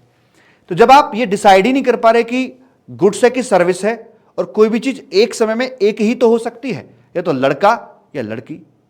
आप बोलोगे थर्ड जेंडर, थर्ड जेंडर में या तो लड़की के कैरेक्टरिस्टिक ज्यादा होते हैं या लड़की के या लड़के के किसी एक ही कैरेक्टरिस्टिक ज्यादा होते हैं। तो जिसके कैरेक्टरिस्टिक ज्यादा होंगे मैं उसमें से क्लासीफाई कर दूंगा। दोनों इकट्ठे कुछ जैसी चीज नहीं होती है। तो यहां तो एक बार लड़की मान लिया, उसी चीज को दोबारा लड़का मान लिया, एक बार मेल मान लिया, एक बार फीमेल। डबल टैक्सेशन इसे कहते हैं। जब गुड्स और सर्विस का ब्लर हो जाता है उसे बोलते हैं। तो ध्यान दीजिए, लाइफ में या तो कोई चीज गुड्स होती है या सर्विस होती है, लेकिन यहां पर ऐसा हो रहा था। यह सिर्फ एक एग्जाम्पल नहीं है, ऐसा एक वर्क्स कॉन्ट्रैक्ट सर्विस हुआ करता था, उसके अंदर यह समस्या थी। सॉफ्टवेयर के अंदर यह समस्या थी कि गुड्स और सर्विस दोनों मानकर एक ही टाइम पर उनके हम टैक्स लगाया करते थे। सर जीएसटी में आके इसका सोल्यूशन मिल गया है क्या? हां, मिल गया है। जीएसटी में सोल्यूशन क्या है? गुड्स हो या सर्विस हो, इंट्रा हो या इंटर हो, एक कसम खा रखी है कि जब जब जीएसटी लगेगा, यदा यदा ही धर्मस्य ग्लानि भवत भारतः, जब जब जीएसटी लगेगा दोनों प्रकार की सरकारों को खाने के लिए मिलेगा पैसा। यह बोल दिया गया है, दोनों सरकारों को खाने के लिए मिलेगा भैया रे। फिर तो चाहे गुड्स मान लो, चाहे आप इससे सर्विस मान लीजिए, कोई दिक्कत वाली बात हमें यहां पर नहीं लगती। आपको जो ठीक लगे आप उसे यहां पर मान सकते हैं वैसे करके। तो आज रेस्टोरेंट के केस में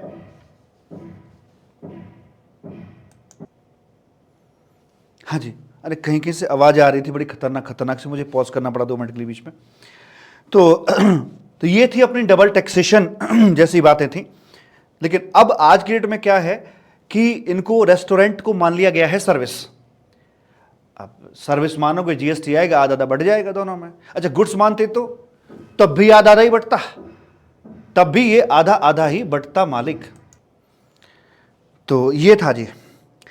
अब बढ़ते आगे की तरफ, और इतना सब होने के बाद में आप देख लीजिए, कास्केडिंग इसमें हुआ करता था, डबल टैक्सेशन इसमें आया करता था, मल्टीपल टाइप ऑफ टैक्सेस इसमें थे, और मल्टीपल टाइप ऑफ टैक्स होने के चलते मल्टीपल कंप्लायंसेस भी ऑटोमेटिकली इसके अंदर आ जाएंगे, वो भी आपके यहां पर दे रखे थे।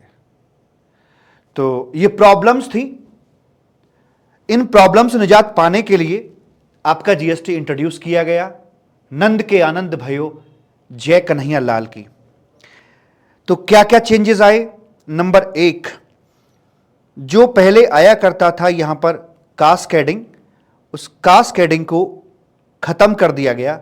अब कास्केडिंग नहीं आएगा, पहले आता था अब नहीं आएगा। पसरी का लिखा 99.99% खत्म हुआ है। हां मेरे बच्चा, मेरी बात तो समझो, डिटॉल भी पूरे कीटाणु कहां मार पाता है? इक्का दुक्का कीटाणु तो फिर भी रह जाता है। न कोलगेट पूरे कीटाणु मार पाता है, न लाइजॉल पूरे कीटाणु मार पाता है। इक्का दुक्का कीटाणु से भी छूट गया, बट लगभग सब खत्म ही है कास्केडिंग। डबल टैक्सेशन की जो समस्या थी वो पहले बहुत होती थी, अब खत्म ही है, लगभग खत्म है। इक्का दुक्का कहीं देखने को मिल जाए तो उसके लिए कह नहीं सकते, और कहां पर है वो बता दूंगा मैं आपको कि यहां पर आ रहा है। ठीक, मल्टीपल टैक्स अपने हुआ करते थे, और मल्टीपल टैक्स के चलते मल्टीपल कंप्लायंसेस थे और मल्टीपल एक्ट अपने बने हुए थे, और इनके चलते मल्टीपल टैक्सेबल इवेंट भी आपकी काम कर रही थी। अब एक टैक्स है, सिंगल पॉइंट प्रोसीजर है, और जितनी भी आपकी पुराने समय के अंदर अब अलग अलग टैक्स थे तो उनकी अलग अलग हो गई ना अपनी अपनी टैक्सेबल इवेंट। तो अब जीएसटी एक है तो इसकी अपनी टैक्सेबल इवेंट सिर्फ एक ही है, जिसका नाम है सप्लाई। किया कुछ नहीं है। जो पुरानी टैक्सेबल इवेंट हुआ करती थी उन सभी को एक थैले में बंद करके थैले के ऊपर लिख दिया है सप्लाई। चाहे वो सेल हो, बार्टर हो, लीज हो, लाइसेंस हो, एक्सचेंज हो एंड ऑल, सबको एक थैले में बंद करके नाम लिख दिया सप्लाई। पर्सन या टैक्स पेयर को मैन्युफैक्चरर, सर्विस प्रोवाइडर वगैरह वगैरह के नाम से बुलाया जाता था, लेकिन अब उनका एक नाम दे दिया गया है, वही टैक्सेबल पर्सन, सप्लायर। मैं सप्लायर, आप रेसिपिएंट। और जो लेवल हुआ करते थे पहले 3 थे, इंटरस्टेट और इंटरनेशनल। लेकिन अब इंटरस्टेट के ही 2 मायने कर दिए गए हैं। इंटरस्टेट का मतलब एक स्टेट से दूसरे स्टेट में है ही है, एक यूटी से दूसरी यूटी में भी आ गया, यूटी टू स्टेट भी आ गया। चाहे कंट्री टू कंट्री क्यों ना हो, फिर भी उसे इंटरस्टेट ही बुलाया जाएगा। तो इंटरनेशनल जैसे वर्डिंग्स हमारे जीएसटी में मिलने वाले नहीं हैं। तो ये था जी अपना पुराना और नए को मैंने एक तरह से साइड बाय साइड रखा, और 4 मेजर कमियां थी जो 1 से लेकर 4 नंबर के पॉइंट पर लिखी हैं। Cascading, double taxation, multiple tax, multiple compliances, और इन चारों प्रॉब्लम का सॉल्यूशन लेकर आया आपका जीएसटी। आ ही गया तो मिलवाइए, मिलवाते हैं। जो आपका जीएसटी है ये गुड्स और सर्विसेज पे लगने वाला एक टैक्स है मालिक। गुड्स और सर्विसेज पे, यानी कि गुड्स या सर्विस का होना बड़ा जरूरी होता है इसके लिए, सब इसके बिना तो ये मर जाएगा। लेकिन गुड्स या सर्विस के आ जाने मात्र से ही जीएसटी नहीं लग जाता है। इसके अंदर एक हरकत, एक हलचल होनी चाहिए। उसी हलचल का नाम है सप्लाई होनी चाहिए। तो गुड्स या सर्विस की जब सप्लाई होती है तो जीएसटी लगता है। सप्लाई इंट्रा हो सकती है या फिर अपनी इंटर स्टेट भी हो सकती है। इंट्रा कब बोलेंगे? जब सप्लाई के ओरिजिन और डेस्टिनेशन के बीच में कोई किसी प्रकार का बॉर्डर ना हो तो बोलते हैं इंट्रा स्टेट। और अगर ओरिजिन और डेस्टिनेशन के बीच में कोई किसी प्रकार का बॉर्डर अगर आ जाता है तो फिर वहां पर उसे बोलते हैं इंटर स्टेट। बॉर्डर दो स्टेट के बीच का हो सकता है, बॉर्डर दो यूटीज के बीच का हो सकता है, बॉर्डर दो कंट्री के बीच का हो सकता है, बॉर्डर एक तरफ यूटी एक तरफ स्टेट, ये हो सकता है। कैसा भी हो, बॉर्डर हो। बॉर्डर है तो इंटर, नहीं तो इंट्रा। जब इंट्रा होती है तो आपका मान लीजिए ये कीमत है यहां पर 10,000 रुपए, सीजीएसटी और एसजीएसटी आपके पिक्चर में आ जाते हैं, ये करके 10,800, ये 11,800 मालिक आ जाता है। जो आपका ये 900 रुपये है ये चला जाता है सेंट्रल गवर्नमेंट के पास, सीजीएसटी फंड में ये मूव कर जाता है, और ये वाला आपका एसजीएसटी फंड के अंदर स्टेट के पास में पहुंचा दिया जाता है। सर कौन सी स्टेट के पास जाएगा? कौन सी, क्या दूसरी भी दिख रही कोई स्टेट? एक ही तो है। यहां पर यूपी स्टेट के पास से पैसा पहुंच जाएगा। लेकिन जब हम लोग बात करते हैं इंटर स्टेट को लेकर तो वहां पर क्या बोलते हैं भला? तो भाई वहां पर मुझे कुछ नहीं पता, मैं तो इतना जानता हूं कि 2 ही तो टैक्स बने हैं। जीएसटी के 2 फाड़ हैं, एक सीजीएसटी और एक एसजीएसटी, और कुछ है ही नहीं। तो यहां पर अगर वैल्यू आती है 10,000 रुपीज की तो मैं तो वही लगाऊंगा, सीजीएसटी 900 रुपए का, एसजीएसटी लगाया जाएगा यहां पर 900 रुपए का, 11,800 की बात अपनी कर ली जाएगी ऐसे करके मालिक। ठीक, यस सर। तो इसमें तो इसके अंदर क्या किया जाना है भैया जी? ये चला जाएगा सीजीएसटी फंड में, चला जाएगा सेंट्रल गवर्नमेंट के पास। अब ये पैसा कौन से स्टेट को दिया जाएगा? क्योंकि यहां पर जो मूवमेंट हो रहा है, मान लेते हैं ये यूपी टू हरियाणा यहां पर किया जा रहा है। अब बताइए ये पैसा किसको मिलना चाहिए?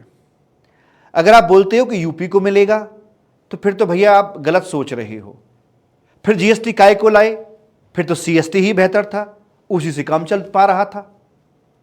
हमें जीएसटी लाए हैं, हमें डेस्टिनेशन प्रिंसिपल को फॉलो करवाना है, वरना कास्केडिंग फिर जन्म ले जाएगा। तो हमें पहुंचाना तो हरियाणा के पास में ही, लेकिन कैसे पहुंचाएं? तो इसके लिए एक सोल्यूशन बनाया गया और कहा कि एक काम करो, एक थैला लेकर आइए। हमने कहा लेकर आते हैं थैला। हम गए, एक थैला लेकर यहां से आते हैं और बोले कि भाई इसमें तुम्हारा सीजीएसटी कितना है थैले में? सो ये 900 रुपये, तो सीजीएसटी हमने ये डाल दिया 900 रुपये का।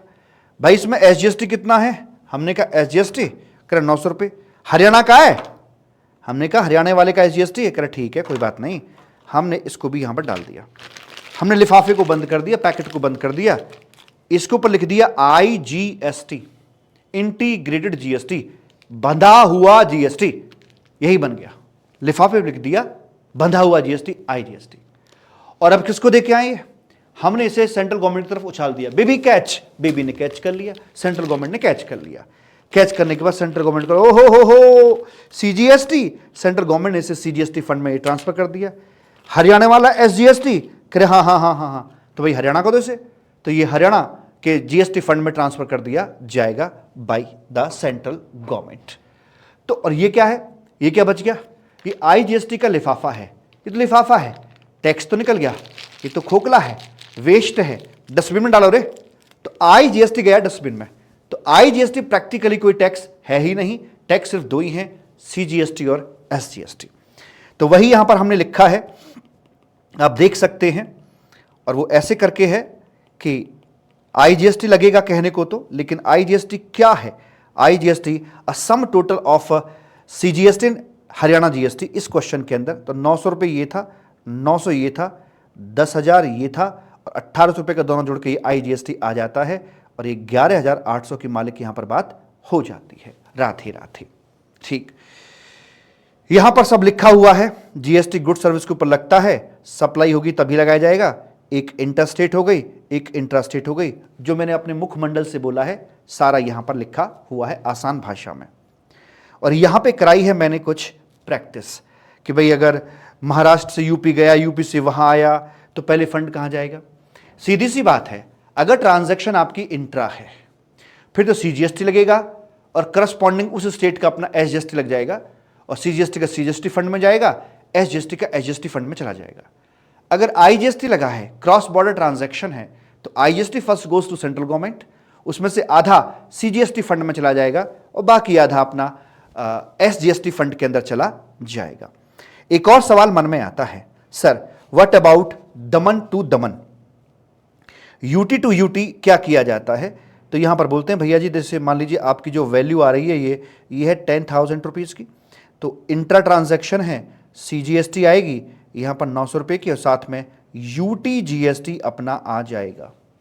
स्टेट के पास एसजीएसटी फंड अलग अलग हैं, 31 स्टेट हैं, सबके पास अलग अलग हैं, लेकिन जो यूनियन टेरिटरीज हैं उनके लिए, क्योंकि it is operated by central government ना, सीजीएसटी भी सेंट्रल गवर्नमेंट और इसे भी सेंट्रल गवर्नमेंट ही पकड़ के रखती है, तो एक ही फंड बना हुआ है, तो इसके लिए 900 रुपये यहां पर चले जाएंगे और इस प्रकार से ये जो कहानी है, जो कथा है, 11,800 पे आकर ये रुक जाती है।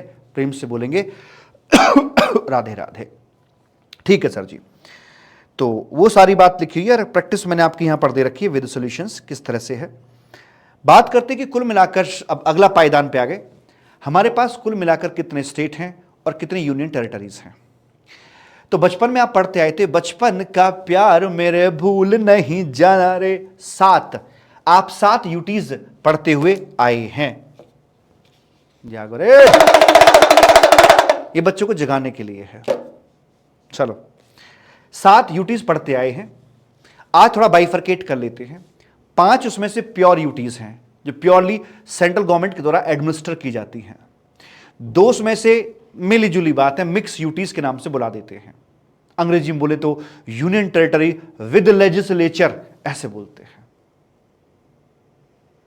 कुछ पावर सेंट्रल गवर्नमेंट के पास होती है, कुछ पावर स्टेट के पास में होती है। स्टेट का अपना सीएम होता है, for example Delhi police Modi ji के हाथ में है और जो दिल्ली के स्कूल अस्पताल वगैरह ये केजरीवाल साहब के हाथ में है, बटी हुई है पावर, तो उसे बोलते हैं मिक्स यूटी। तो दिल्ली और पौंडीचेरी ये 2 अपनी हुआ करती थी और 5 अपनी प्योर यूटी थी।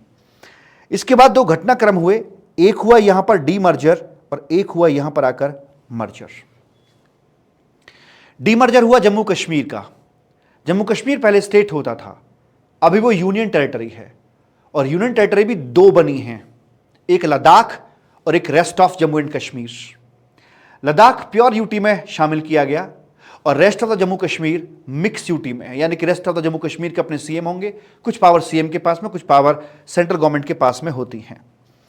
तो यहां पर जो प्योर यूटी बनी तो उसे यूटी की संख्या 1 बढ़ जाती है लद्दाख के चलते हुए और यहां से स्टेट की संख्या 1 घट जाती है जम्मू कश्मीर के हटने से और यहां पर एक मिक्स यूटी की संख्या बढ़ जाती है। मतलब एक स्टेट घटा है और 2 जगह यूटीज बढ़ गई हैं, एक मिक्स यूटी और एक अपनी प्योर यूटी।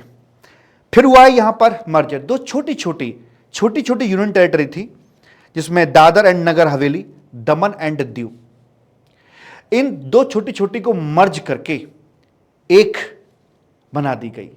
नाम वही रखा, दोनों का मिक्स करके नाम भी जोड़ दिया जो कहते हो, ताकि प्रॉपर एडमिनिस्ट्रेशन इनका हो पाए। जब कोई चीज बहुत छोटी होती है तो उसका एडमिनिस्ट्रेशन भी नहीं हो पाता है प्रॉपर तरीके से, बहुत बड़ी होती तो भी ठीक से एडमिन नहीं हो पाती है। तो इसके चलते हुए इस 2 in 1 के चक्कर में यहां पर 1 यूटीज घट जाती है, क्योंकि पहले 2 थी, अब वो काउंटिंग में 1 आएगी तो 1 घट गई। तो अल्टीमेटली 1 बढ़ी 1 घटी, 5 प्योर यूटी आज भी हैं। आपके जो ये 3 मिक्स यूटी हो गई और 28 आपके नेचुरल स्टेट रह गए, 29 - 1 करके। अब सवाल ये उठता है कि जो आपके मिक्स यूटीज हैं इनको आप, क्योंकि लड़का लड़की दोनों के कैरेक्टरिस्टिक हैं, यूटी के भी कैरेक्टरिस्टिक हैं और स्टेट के भी कैरेक्टरिस्टिक हैं, तो बोले क्या, स्टेट बोले कि यूटी बोले, बोलने से फर्क पड़ता है, वो कैसे? जैसे मान लीजिए अगर कोई ट्रांजैक्शन दिल्ली से दिल्ली में हो रही है ना, तो हम इसको कैसे देखेंगे कि भाई वैल्यू अपनी यहां पर आ जाएगी 10,000 रुपीज़ की, ठीक है। CGST अपना इधर आ जाएगा भाई, 900 रुपये का ये आ गया, और प्लस अगर मैं इसको स्टेट की तरह ट्रीट करके चलता हूं तो क्या होगा, तो यहां पर SGST अपना ये आ जाएगा, 900 रुपये का ये आ जाएगा। ये पैसा जाएगा सेंट्रल गवर्नमेंट मोदी जी के हाथ में, और ये पैसा चला जाएगा, अगर स्टेट मानते हैं तो ये पैसा चला जाएगा हमारा दिल्ली सरकार के पास में। तो ये पोजीशन है। लेकिन अगर मैं इसे यूटी मानता हूं दिल्ली को, तो जो बचपन में सीखा था, तो ऐसे में DL टू DL अगर ट्रांजैक्शन होती है यूटी ट्रीट करते हुए, तो इसके साइड इफेक्ट क्या देखने को मिलते हैं? तो वैल्यू आएगी इसकी मान लीजिए 10,000 रुपीज़ की, ये आ गया CGST 900 रुपये का, सरकार ऐसे नहीं छोड़ती, और यहां पर आ जाएगा UTGST आ जाएगा 900 रुपये का। ये पैसा सेंट्रल गवर्नमेंट के पास में जाएगा, ये पैसा भी सेंट्रल गवर्नमेंट के ही कब्जे में चला जाएगा। तो केजरीवाल साहब कहेंगे कि भाई साहब तुम सब मिले हुए हो, मतलब ये कि भाई पुलिस तो तुम्हारे पास में है ही है, पावर पहले से तुम्हारे पास में, पैसा भी ले जाओ, हम क्या CM झक मारने के लिए बने हुए हैं यहां पर? तो इसलिए इसको यूटी नहीं माना गया, जो मिक्स यूटीज थी उनको डीम्ड स्टेट का दर्जा दे दिया गया फॉर GST पर्पस के लिए, कि GST में इसको स्टेट की तरह ट्रीट करेंगे ताकि CM साहब के पास अपने स्टेट का पैसा पहुंच जाए। प्रेम से बोलेंगे राधे राधे। अब यहां पर बताया गया है आपके लिए कुछ एक ये लॉज बताए गए हैं मालिक। CGST SGST, CGST का एक एक्ट आपका बना हुआ है, सेक्शन कुल मिलाकर 1 से लेकर 174 तक आपके आ रहे हैं। आपके इंटरमीडिएट के अंदर सेक्शन 1 से लेकर 53A तक के थे, अब और नए बढ़ जाएंगे 54 से लेकर 174 तक के। फाइनल के अंदर ये सारे हैं, पहले वाले भी और अब वाले भी। ऐसा क्यों है? डायरेक्ट टैक्स में जो आपका इनकम टैक्स पढ़ा दिया गया इंटर में, वो फाइनल में नहीं होता है। यहां पर तो फाइनल का और इंटर दोनों का सिलेबस इकट्ठा है। वो इसलिए कि हमारे यहां पर चीजें राउंड राउंड घूमती हैं, लिंकेज फॉर्म में चलती हैं, कि सप्लाई का मतलब वहां पढ़ा दिया तो क्या अब उसके बिना काम चल जाएगा यहां पे? नहीं, सप्लाई की परिभाषा आपको आज भी पता होनी चाहिए, तभी काम चलेगा। इसलिए वो सिलेबस कैरी ऑन आपके लिए यहां पर भी किया गया है। तो टोटल 1 से लेकर 174 तक सेक्शन आपके सिलेबस में है। SGST मैंने बताया CGST कॉपी होती है। UTGST आपका नॉट इन सिलेबस है, और IGST आपका सिलेबस में आएगा, जिसमें आपके 1 से लेकर 25 तक के सेक्शंस आते हैं। जो मदर बॉडी है, जो मेन लॉ है, वो आपका CGST है। बाकी IGST के अंदर वो जो CGST के प्रोविजन वो तो लगेंगे कि सप्लाई का मीनिंग जो CGST एक्ट में रखा है वो तो जो कहते हैं यहां पर भी एप्लीकेबल होगा IGST पर्पस के लिए। हाँ, कुछ नए सेक्शन जो क्रॉस बॉर्डर वाले हैं वो यहां पर और ऐड ऑन कर दिए गए हैं। तो 174 वो सेक्शन और आपके 25 सेक्शन, ये तब बनता है IGST का कंप्लीट लॉ। ऐसे करके आगे है GST कॉम्पनसेशन सेस एक्ट बना हुआ है आपका 2017 के नाम से। कॉम्पनसेशन सेस होती है, जो शुरुआती दौर में यही था कि कहीं स्टेट को कोई नुकसान ना हो जाए GST के आने से, एक नया लॉ लेकर आ रहे हैं भाई। तो उसमें वादा किया था कि भाई आपको 5 साल तक नुकसान नहीं होने देंगे। तो सरकार ने इनिशियली 5 साल के लिए GST कॉम्पनसेशन सेस इंट्रोड्यूस किया था, लेकिन वो अभी भी चल रहा है, 5 साल बाद भी चल रहा है, अच्छा खासा मोटा मुनाफा चल रहा है। और GST ने नुकसान भाई साहब झंडे गाड़ रखे हैं। 2 लाख करोड़ पर मंथ का आंकड़ा भी इन्होंने पार कर दिया है। अभी 20 लाख करोड़ का पिछले साल में ही इन्होंने, पिछले फाइनेंशियल ईयर के अंदर 20 लाख करोड़ का लेवल टच मारा भाई साहब, मतलब क्रॉस मार दिया उसको, क्या बात है। और एक है कॉन्स्टिट्यूशन अमेंडमेंट एक्ट 2016, तो ये तो पढ़ा देंगे, इसमें से रेलिवेंट पोर्शन आपको पढ़ाया जाएगा। ये आपका नॉट इन सिलेबस, ये भी आपका सिलेबस में नहीं है। GST compensation cess act syllabus में नहीं है, और इसका एक छोटा सा चैप्टर है, मुख्य गिने चुने जो आर्टिकल्स हैं वो मैं आपसे डिस्कस यहाँ पे करके चलूंगा। तो ये अपना पूरा स्ट्रक्चर GST लॉ किस प्रकार से बना हुआ है वैसे करके। अब आता है आपका क्रेडिट का कॉन्सेप्ट मालिक। ये क्रेडिट कॉन्सेप्ट कैसे वर्क करता है, कहां से आया, क्यों आया, इसके लिए मुझे थोड़ी सी मेहनत आपके ऊपर अलग से करनी पड़ेगी। क्या मेहनत, यहां लिखिए जरा। एक बहुत शानदार सी चीज मैं आपको समझाता हूं आज। शानदार सी चीज ये है यार कि देख, हमारे पास ना जो आपको ठीक लगे वो बताना, ठीक है। हमारे पास टैक्स कलेक्ट करने के अलग अलग प्रिंसिपल्स रहे हैं हिस्ट्री में। फर्स्ट पॉइंट कलेक्शन था। फर्स्ट पॉइंट कलेक्शन में क्या होता था कि देख, यहां पर है मैन्युफैक्चरर, शॉर्ट में लिख रहा हूं ध्यान देना, मैन्युफैक्चरर, यहाँ ये होलसेलर हो गया, यहाँ ये ट्रेडर हो गया, ठीक है, और यहाँ ये अपना एंड यूज़र हो जाता है, ऐसे करके बोल रहे हैं, ठीक है जी। अब फर्स्ट पॉइंट कलेक्शन बोलता था कि यार आप यहीं टैक्स ले लो, बात खत्म, इधर टैक्स ले लो, आप खत्म कहानी। अगली ट्रांजैक्शन में यहाँ टैक्स का चक्कर छोड़ो, खत्म करो, जो तो ना बार बार टैक्स लोगे, यहाँ भी टैक्स छोड़ो, आप खत्म करो। लेकिन इसके अंदर एक प्रॉब्लम है, और वो प्रॉब्लम बड़ी भयानक है कि यहां पूरे चेन के अंदर जितने भी लोगों के प्रॉफिट्स रहे, वैल्यू एडिशंस रहे, उस पर जीएसटी का लोड नहीं आया, मतलब उस पर टैक्स का लोड नहीं आया, सिर्फ फैक्ट्री लेवल पे जो प्राइसिंग थी वही आया। तो यहां पर अल्टीमेटली लेस रेवेन्यू आएगा, पैसा कम आएगा, पैसा आएगा यहां पर कम, लेकिन चोरी चकारी जो एविजन है, एविजन भी यहां पर हो पाएगा कम, पैसा कम, एविजन भी कम, ठीक। अच्छा जी, फिर उन्होंने कहा कि नहीं यार ये मजा नहीं आया, दूसरा सिस्टम लाइए। ये लेकर आए, फिर पिछले से एक्सपीरियंस लेकर लास्ट पॉइंट कलेक्शन अपना लेकर आइए कि टैक्सेशन का ये सिस्टम बनाते हैं। ये वर्ल्ड वाइड प्रिंसिपल्स है कि ये मैन्युफैक्चरर हो गया, ये होलसेलर हो गया, ये अपना ट्रेडर हो गया, और यहां पर ये एंड यूजर हो जाता है, ऐसे करके, ठीक है जी। क्या किया इन्होंने भाई, इन्होंने कहा कि भाई टैक्स आप यहां पर मत लीजिए, आप टैक्स यहां पर भी मत लीजिएगा, आप टैक्स यहां पर फाइनली ले लीजिएगा, क्योंकि अब ये लास्ट पॉइंट पर जो वैल्यू आ रही होगी, इसमें चेन में जितने भी व्यक्ति जुड़े हुए हैं उनका प्रॉफिट एलिमेंट जुड़ा हुआ है, सारे वैल्यू एडिशंस हैं, तो ये फाइनल वैल्यू है जो कंज्यूमर के ऊपर बेयर करनी होती है, तो ये वो वाली वैल्यू आप यहां पर देख रहे हैं। तो भाई उसके ऊपर आप इसे लगा दीजिएगा। ओके सर जी, ठीक है जी। तो लेकिन इसमें एक प्रॉब्लम है, प्रॉब्लम ये है कि ठीक है, जो रेवेन्यू है वो आपको बढ़ा हुआ दिखाई दे सकता है, लेकिन इसमें चोरी इवेजन्स इतने ज़्यादा हो जाएंगे कि भाई आप पूछो ही मत। जैसे मान लीजिए, ऐसे समझो कि ये पाइपलाइन है मेरे पास में, और यहां पर मैं कुछ पानी इसमें डालता हूं, और इसमें कई सारे अगर छेद कर दिए जाएं, तो यहां से अगर 1 लीटर पानी डालता हूं तो यहां निकलेगा 100 ग्राम। कहने वाला तो थ्योरेटिकली बोल सकता है, जैसे छेद दिखाई ना दे रहे हों, कि भाई 1 लीटर डालोगे 1 लीटर निकलेगा, लेकिन प्रैक्टिकली जो छेद देख पा रहा है वो बोलेगा भाई 100 ग्राम ही निकलेगा। तो यहां पर प्रैक्टिकली जो रेवेन्यू है आपका वो डाउन चला जाएगा, बिकॉज चोरी ज्यादा हो रही है। उन्होंने गवर्नमेंट गुस्से में, यार ये क्या तरीका है, इन्होंने एक नया फॉर्मूला और लेकर आए कि ऐसी की तैसी मल्टी पॉइंट टैक्स कलेक्शन का ये कंसेप्ट यहां पर लेकर आ गए। देखते हैं ये कामयाब हो पाएगा कि नहीं हो पाएगा। उन्होंने कहा देखो, ये मैन्युफैक्चरर है, ये होलसेलर है, ये ट्रेडर हुआ, ये आपका यहां पर है एंड यूजर, ठीक है जी। तो भाई यहां भी टैक्स लगाइए, भाई साहब यहां भी टैक्स लगाइए, और भैया जी यहां भी टैक्स लगाइए, हर जगह आप टैक्स लगाओ, तोड़ दो कमर एंड यूजर की। तो अब हर पॉइंट पर मल्टी पॉइंट इन्होंने टैक्स कलेक्शन कर दिया है। इससे कास्केडिंग के ऊपर कास्केडिंग, उसके ऊपर कास्केडिंग, उसके ऊपर कास्केडिंग, बहुत बड़ा बवाल मच जाएगा। यहां पर रेवेन्यू तो मैं मानता हूं कि रेवेन्यू आपको अच्छा खासा मिलने वाला है, जरूरत से ज्यादा आपको रेवेन्यू मिल जाएगा, लेकिन आप अपना वोट बैंक खो देंगे। अगली बार आपकी सरकार बनने वाली नहीं है। आपका नोट बैंक जरूर चढ़ जाएगा ऊपर, लेकिन वोट बैंक आपका गिर जाएगा, और वोट बैंक खोकर आपने नोट कमा ली तो आपने कुछ भी नहीं कमाया, घाटे का सौदा रहा। अल्टीमेट कस्टमर की कमर टूट जाएगी, महंगाई डायन बहुत बड़ी हो जाएगी। तो ये सिस्टम भी फेल ही रहा। फिर इतना लर्निंग लेने के बाद आखिरकार लेकर आए ये multiple point tax with credit concept.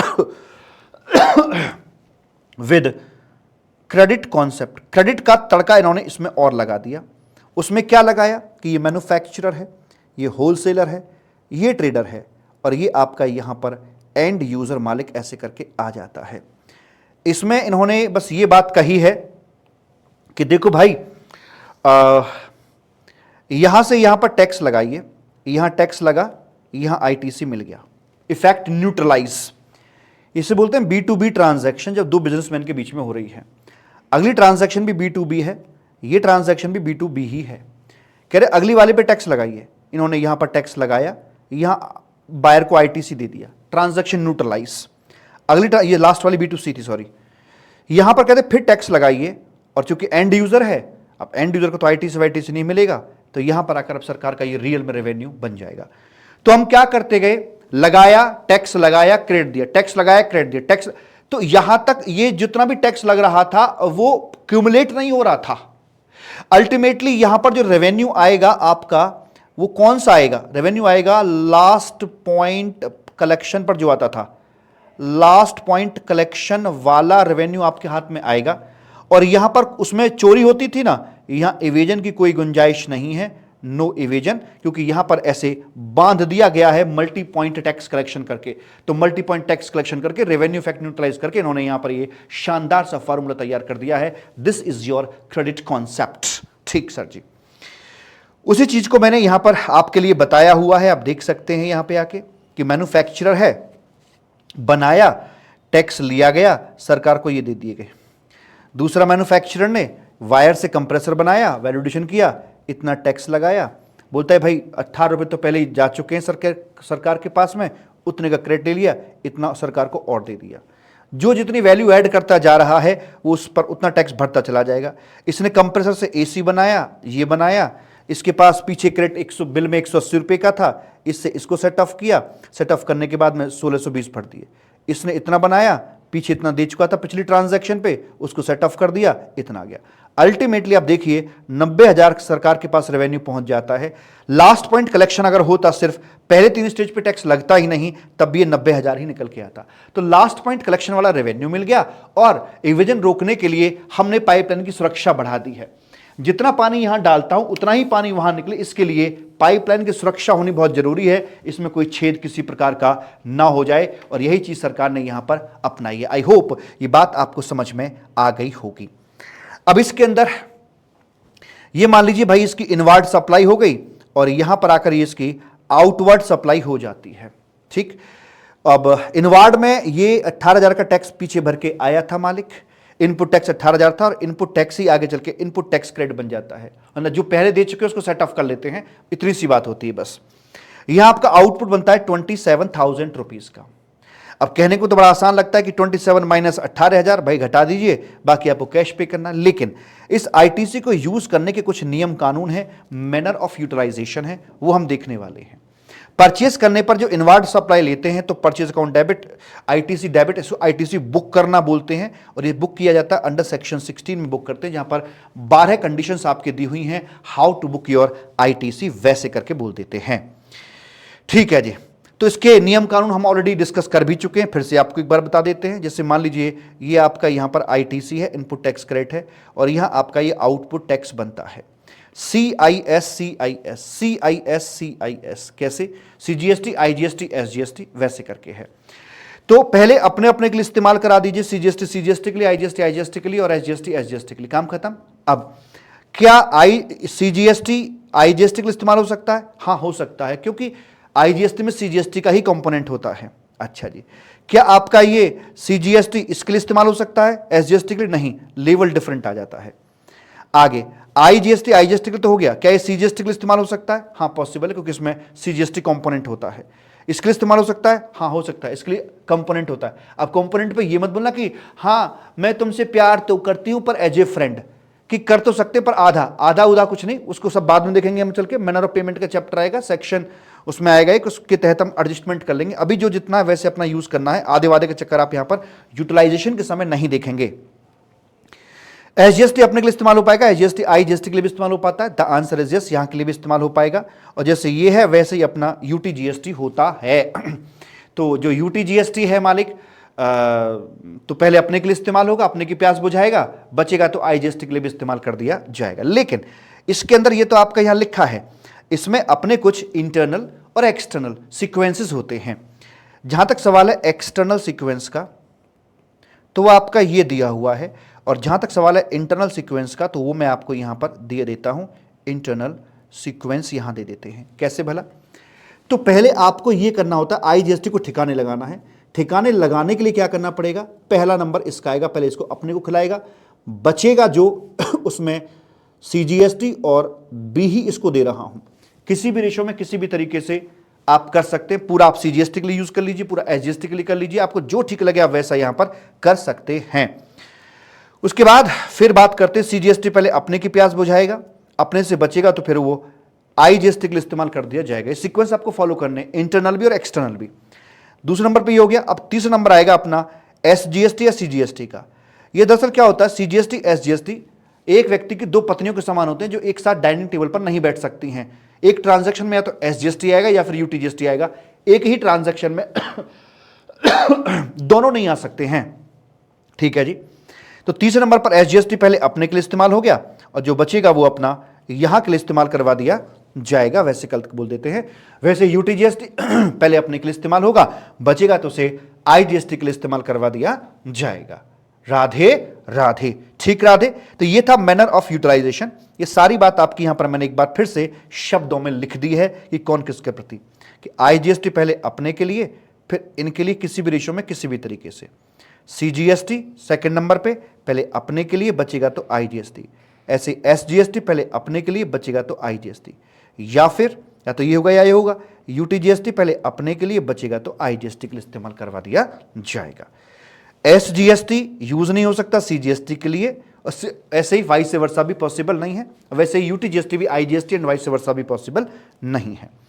छोटा सा यहां पर एक एग्जांपल दिया है, जरा देखते हैं कि क्या हम इंटरनल और एक्सटर्नल सीक्वेंस को मैच कर पा रहे हैं कि नहीं कर पा रहे। सबसे पहले हमें आईजीएस देख रहे हैं, यहां पे हम हमारा टोटल आउटपुट जीएसटी 62,000 रुपीज का है। टोटल आईटीसी हमारे पास 60,000 का है। आईटी 6,000, 20 ये रहा, 10 ये रहा और 30 ये रहा। ठीक। तो सबसे पहले हमें आईजीएसटी को यूज करना, तो लेके चलिए आईजीएसटी को। तो पहले अपने के लिए इस्तेमाल करा दिया, पूरा पूरा लुल हो गया है, तो खत्म हो गया। यहां पर आकर हमारे हाथ में बचता है अभी 5,000 रुपए का आईजीएसटी का क्रेडिट। इसको यूज करेंगे हम किसी भी रेशो में किसी भी तरीके से। मैंने 2 और 3 कर लिया, आप इसे 3,000 2,000 कर सकते हैं, 2,500 कर सकते हैं, पूरा 5,000 किसी को दे सकते हैं। आप जो करेंगे सब सही होगा, ये लॉ के मुताबिक यहां पर रिकमेंड कर दिया गया है। अब इनका जो बैलेंस बचता है वो यहां पर 10,000 तो ये बचा और आपका 32,000 ये बचता है। क्या आईजीएसटी का बैलेंस खत्म हो गया है? यस। जब वो खत्म हो जाए, एग्जॉस्ट हो जाए, अब अगले नंबर पे आइए, सीजीएसटी का क्रेडिट पकड़िए। सीजीएसटी 10,000 था, पहले अपने की प्यास बुझाएगा, 10,000 यहां पर दे दिया और बुझ गया, खुद भी बुझ गया, खत्म हो गया। तो ये अपना नील यहां पर आ जाता है और ये भी नील अपना यहां पर हो गया और ये बचता है अपना 32,000 ये आ जाता है। एसजीएसटी पहले अपने की प्यास बुझाएगा, 30,000 यहां पर आ जाएगा और जो बचेगा वो 2,000 आपको ई कैश लेजर से, लायबिलिटी रजिस्टर से आपको पे ऑफ करना पड़ जाएगा। तो यह है इसको यूज करने का एक तरीका, ऐसे करके मालिक बोल दिया जाता है। ठीक बेबी? Yes sir. अब आगे क्या है, आगे लिए चलते हैं आपको। अब हम ये N analysis of pre and post, ये जनरल नॉलेज के लिए है कि पहले कौन कौन से टैक्सेस हुआ करते थे, प्री जीएसटी, वैट, ये वो फलाना ढिमका, एस्थेसी, बहुत सारे टैक्स आपके हुआ करते थे। कई तरह के सेस हुआ करते थे, सभी प्रकार के सेस को हवन कुंड में डालकर इसके जीएसटी में परिवर्तित कर दिया गया, धर्म परिवर्तन इनका कर दिया जाता है। लेकिन कुछ आज भी अडिग हैं, अड़ियल हैं, जो कि त्यों रहे, जैसे कि एक्सपोर्ट ड्यूटी, इंपोर्ट ड्यूटी। खैर इनका तो सीन अलग है, ये अपने अपने अलग अलग कारणों से जीएसटी में शामिल नहीं हुए, उसकी दावत में जाकर नहीं बैठे। ये तो इंटरनेशनल लेवल का लॉ है, इस चक्कर में नहीं बैठ पाया। दूसरा, entertainment tax levied by local bodies ने, म्युनिसिपैलिटी ने लगाया है, तो वो तो नहीं आएगा, वो नहीं आएगा। क्यों? क्योंकि लोकल अथॉरिटीज का जीएसटी में कोई किसी प्रकार का कंट्रीब्यूशन नहीं है, ना लेना एक ना देना दो। हाँ, अगर यही आपका लगाया होता entertainment tax by the state government, तो वो तो खत्म हो गया भाई साहब, वो खत्म हो गया। लेकिन लोकल बॉडीज म्युनिसिपैलिटी वाला नहीं है। ये हैवी रेवेन्यू था, स्टेट गवर्नमेंट को छोड़ने को बिल्कुल भी तैयार नहीं हुए, करे जान दे देंगे पर ये नहीं छोड़ेंगे। Stamp duty, road tax, passenger tax, toll tax, property tax, ये आज भी इस कायनात में जिंदा हैं। ये कहीं ना कहीं ज़ोंबी की तरह जीएसटी के आसपास घूमते रहते हैं, जो परिवर्तित नहीं हो पाए, जीएसटी नहीं बन पाए। राधे राधे।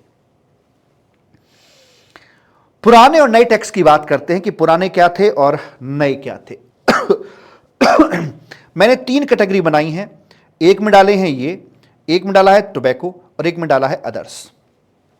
जो आपके alcoholic liquor for human consumption, I am not talking about liquor for industrial consumption, जो आपका ह्यूमन कंजम्पशन के लिए है, शराब की बात कर रहा हूं बे, उस पर सरकार को मोटी स्टेट एक्साइज ड्यूटी मिलती है और सेल्स टैक्स मिलता है, उस पर अपना जीएसटी नहीं लगाया जाएगा। ये ओल्ड हो गए, ये अपना न्यू टैक्स हो गया, मतलब जीएसटी वाला हो गया। क्या यहां जीएसटी लगेगा? नहीं लगेगा। 5 पेट्रोलियम प्रोडक्ट, कहते हैं ना कि शराब पीकर गाड़ी ना चलाएं। शराब कौन पीता है? इंसान, और पेट्रोल पीती है गाड़ी। तो दोनों में अपना अपना लिक्विड नहीं होना चाहिए। आपने पी रखी है तो गाड़ी में पेट्रोल नहीं होना चाहिए, और गाड़ी में पेट्रोल तो आप में दारू नहीं होनी चाहिए। यमुना एक्सप्रेस वे जो नोएडा से पहुंचता है आगरा, उस पर पता क्या लिखा है? Liquor and petrol don't mix well. करे शराब को आप जिसमें मर्जी मिलाइए, सोडा मिलाइए, पानी मिलाइए, जूस मिलाइए, समय ठीक से मिलेगी, बट पेट्रोल के साथ मिक्स नहीं होती है। कहने का मतलब ये है शराब पीकर गाड़ी ना चलाएं। ठीक है जी। तो ये आज भी पुराने ढर्रे पे चल रहे हैं। पेट्रोलियम प्रोडक्ट फिर भी जीएसटी में आने के चांसेस हैं, लेकिन शराब ना कभी जीएसटी में थी, ना है, ना कभी आएगी। ऐसा क्यों बोल रहा हूं? संविधान की बातें पढ़ेंगे तब बताऊंगा। ठीक है जी। इस पे 5 पेट्रोलियम प्रोडक्ट पे सेंट्रल एक्साइज ड्यूटी लगती है, सेल्स टैक्स भी लगता है। टोबैको पे सेंट्रल एक्साइज ड्यूटी भी लगती है, और इसके ऊपर जीएसटी भी लगाया जाता है। ये चीटिंग है। मतलब कैसे? ये 28% से। ठीक है। क्या था, जैसे मान लीजिए किसी प्रोडक्ट पर पुराने समय के अंदर सेंट्रल एक्साइज का रेट जो था वो 12% था, मान लीजिए वेट उसका 14% बनता था, तो 26%, तो मोटा मोटी 28% वाली कैटेगरी में 28% जीएसटी में इनको लाके रख दिया गया। अब अगर ऐसा होता है यहां पर कि जैसे मान लीजिए 12% की ये है भैया, 12% की ये है, 14% का ये था, 28 कर दिया, दोनों को काट के 28 करते बात समझ में आ रही है। लेकिन क्या किया इन्होंने इसको तो काट दिया कि भाई सेल्स टैक्स तो नहीं ले रहे हैं, लेकिन इसके साथ साथ जीएसटी के साथ साथ हम ये नहीं छोड़ेंगे। अब वही वाली बात है, चैनी खैनी चैन से मजा लो। ये रहा चैनी खैनी, मैं खाता नहीं भाई, दिखाने के लिए कह रहा हूं। चैनी खैनी चैन से मजा लो। क्या बोल रहा है इसमें? टोबैको यूजर्स डाई यंगर, तंबाकू खाने वाले जवान मर जाते हैं। तंबाकू सेवन यानी अकाल मृत्यु। इसके ऊपर लगता है, गौर से देखो इस पैकेट को, मालिक बता रहे हम आपको, तो इसके ऊपर सिर्फ और सिर्फ लगना चाहिए था जीएसटी, लेकिन सरकार ने कहा ऐसी की तैसी। कौन रोड पे आ रहा है चैनी खैनी लेकर के हमारी मांगें पूरी करो, हमारी मांग, इतना महंगा क्यों कर दिया? ऐसा नहीं होता। तो यहां पे सेंट्रल एक्साइज ड्यूटी भी आपकी लगेगी, और साथ में इसके ऊपर जीएसटी भी लगाया जाएगा। और मजे की बात यह है कि इसके ऊपर कॉम्पनसेशन सेस भी लगाया जाता है, ऐसे करके बोल रहे हैं। हाँ, कॉम्पनसेशन सेस कैसे लगता है सर? जैसे मान लीजिए ये आपकी वैल्यू है 100 रुपए की, इस पे आपका जीएसटी यहां पर आ जाएगा। यानी कि सुनो, ऐसे बताता हूं, यानी टोबैको के ऊपर सबसे पहले लगेगा 100 रुपए की वैल्यू, अगर है लिखी दूं क्या, टोबैको की अगर वैल्यू 100 रुपए की आ रही है तो पहले आएगी सेंट्रल एक्साइज ड्यूटी, आएगी इसके ऊपर 10 रुपए की, मान लेते हैं सिंप्लिसिटी के लिए, ये आ गया 110। अब आएगा जीएसटी ऑन 110, आए, ये तो कास्केडिंग आ गया, इसलिए तो बोला था कि कहीं कहीं रह गए कीटाणु कुछ कुछ। 110% ये आएगा, तो 110 इंटू 0.28 30.8 ये हो गया। और उसके बाद अब आएगी आपकी यहां पर कॉम्पनसेशन सेस आएगा 35% से। सर ये किसके ऊपर लगता है? ओ भाई साहब, जिस वैल्यू पे जीएसटी लगता है उसी वैल्यू पर सेस नॉर्मली टैक्स अमाउंट के ऊपर लगती है, लेकिन ये तो भैया रे इसी पे लगेंगे, ये गाड़ी तो यूं ही चलेगी।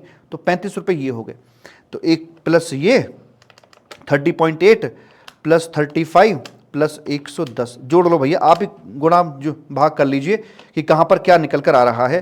तो 110 तो अपना ये आ गया, उसके बाद 30.8 ये आ गया, उसके बाद 35 आपका ये आ गया, कुल मिलाकर 175.8 ये बन जाता है, ऐसे करके। तो देख लो 100 रुपए से कहां पहुंच गया। तो इफेक्टिवली देखा जाए तो 76% का टैक्स इसके ऊपर लग जाता है रे। देख लिया आपने। आप कहते कि इसकी कीमतें कम करो, तो यहां तक की बात ये हो जाती है मालिक।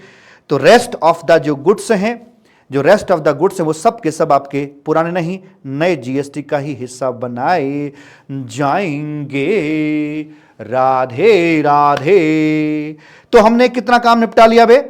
हमने यहां पर आकर काम निपटा लिया है अपना। भैया जी बताए देते हैं आपको टैक्स क्या है, कितने तरह का होता है, वो हमने देख लिया है। डेस्टिनेशन प्रिंसिपल की हमने बात कर ली, जहां पर कंज्यूम होगा।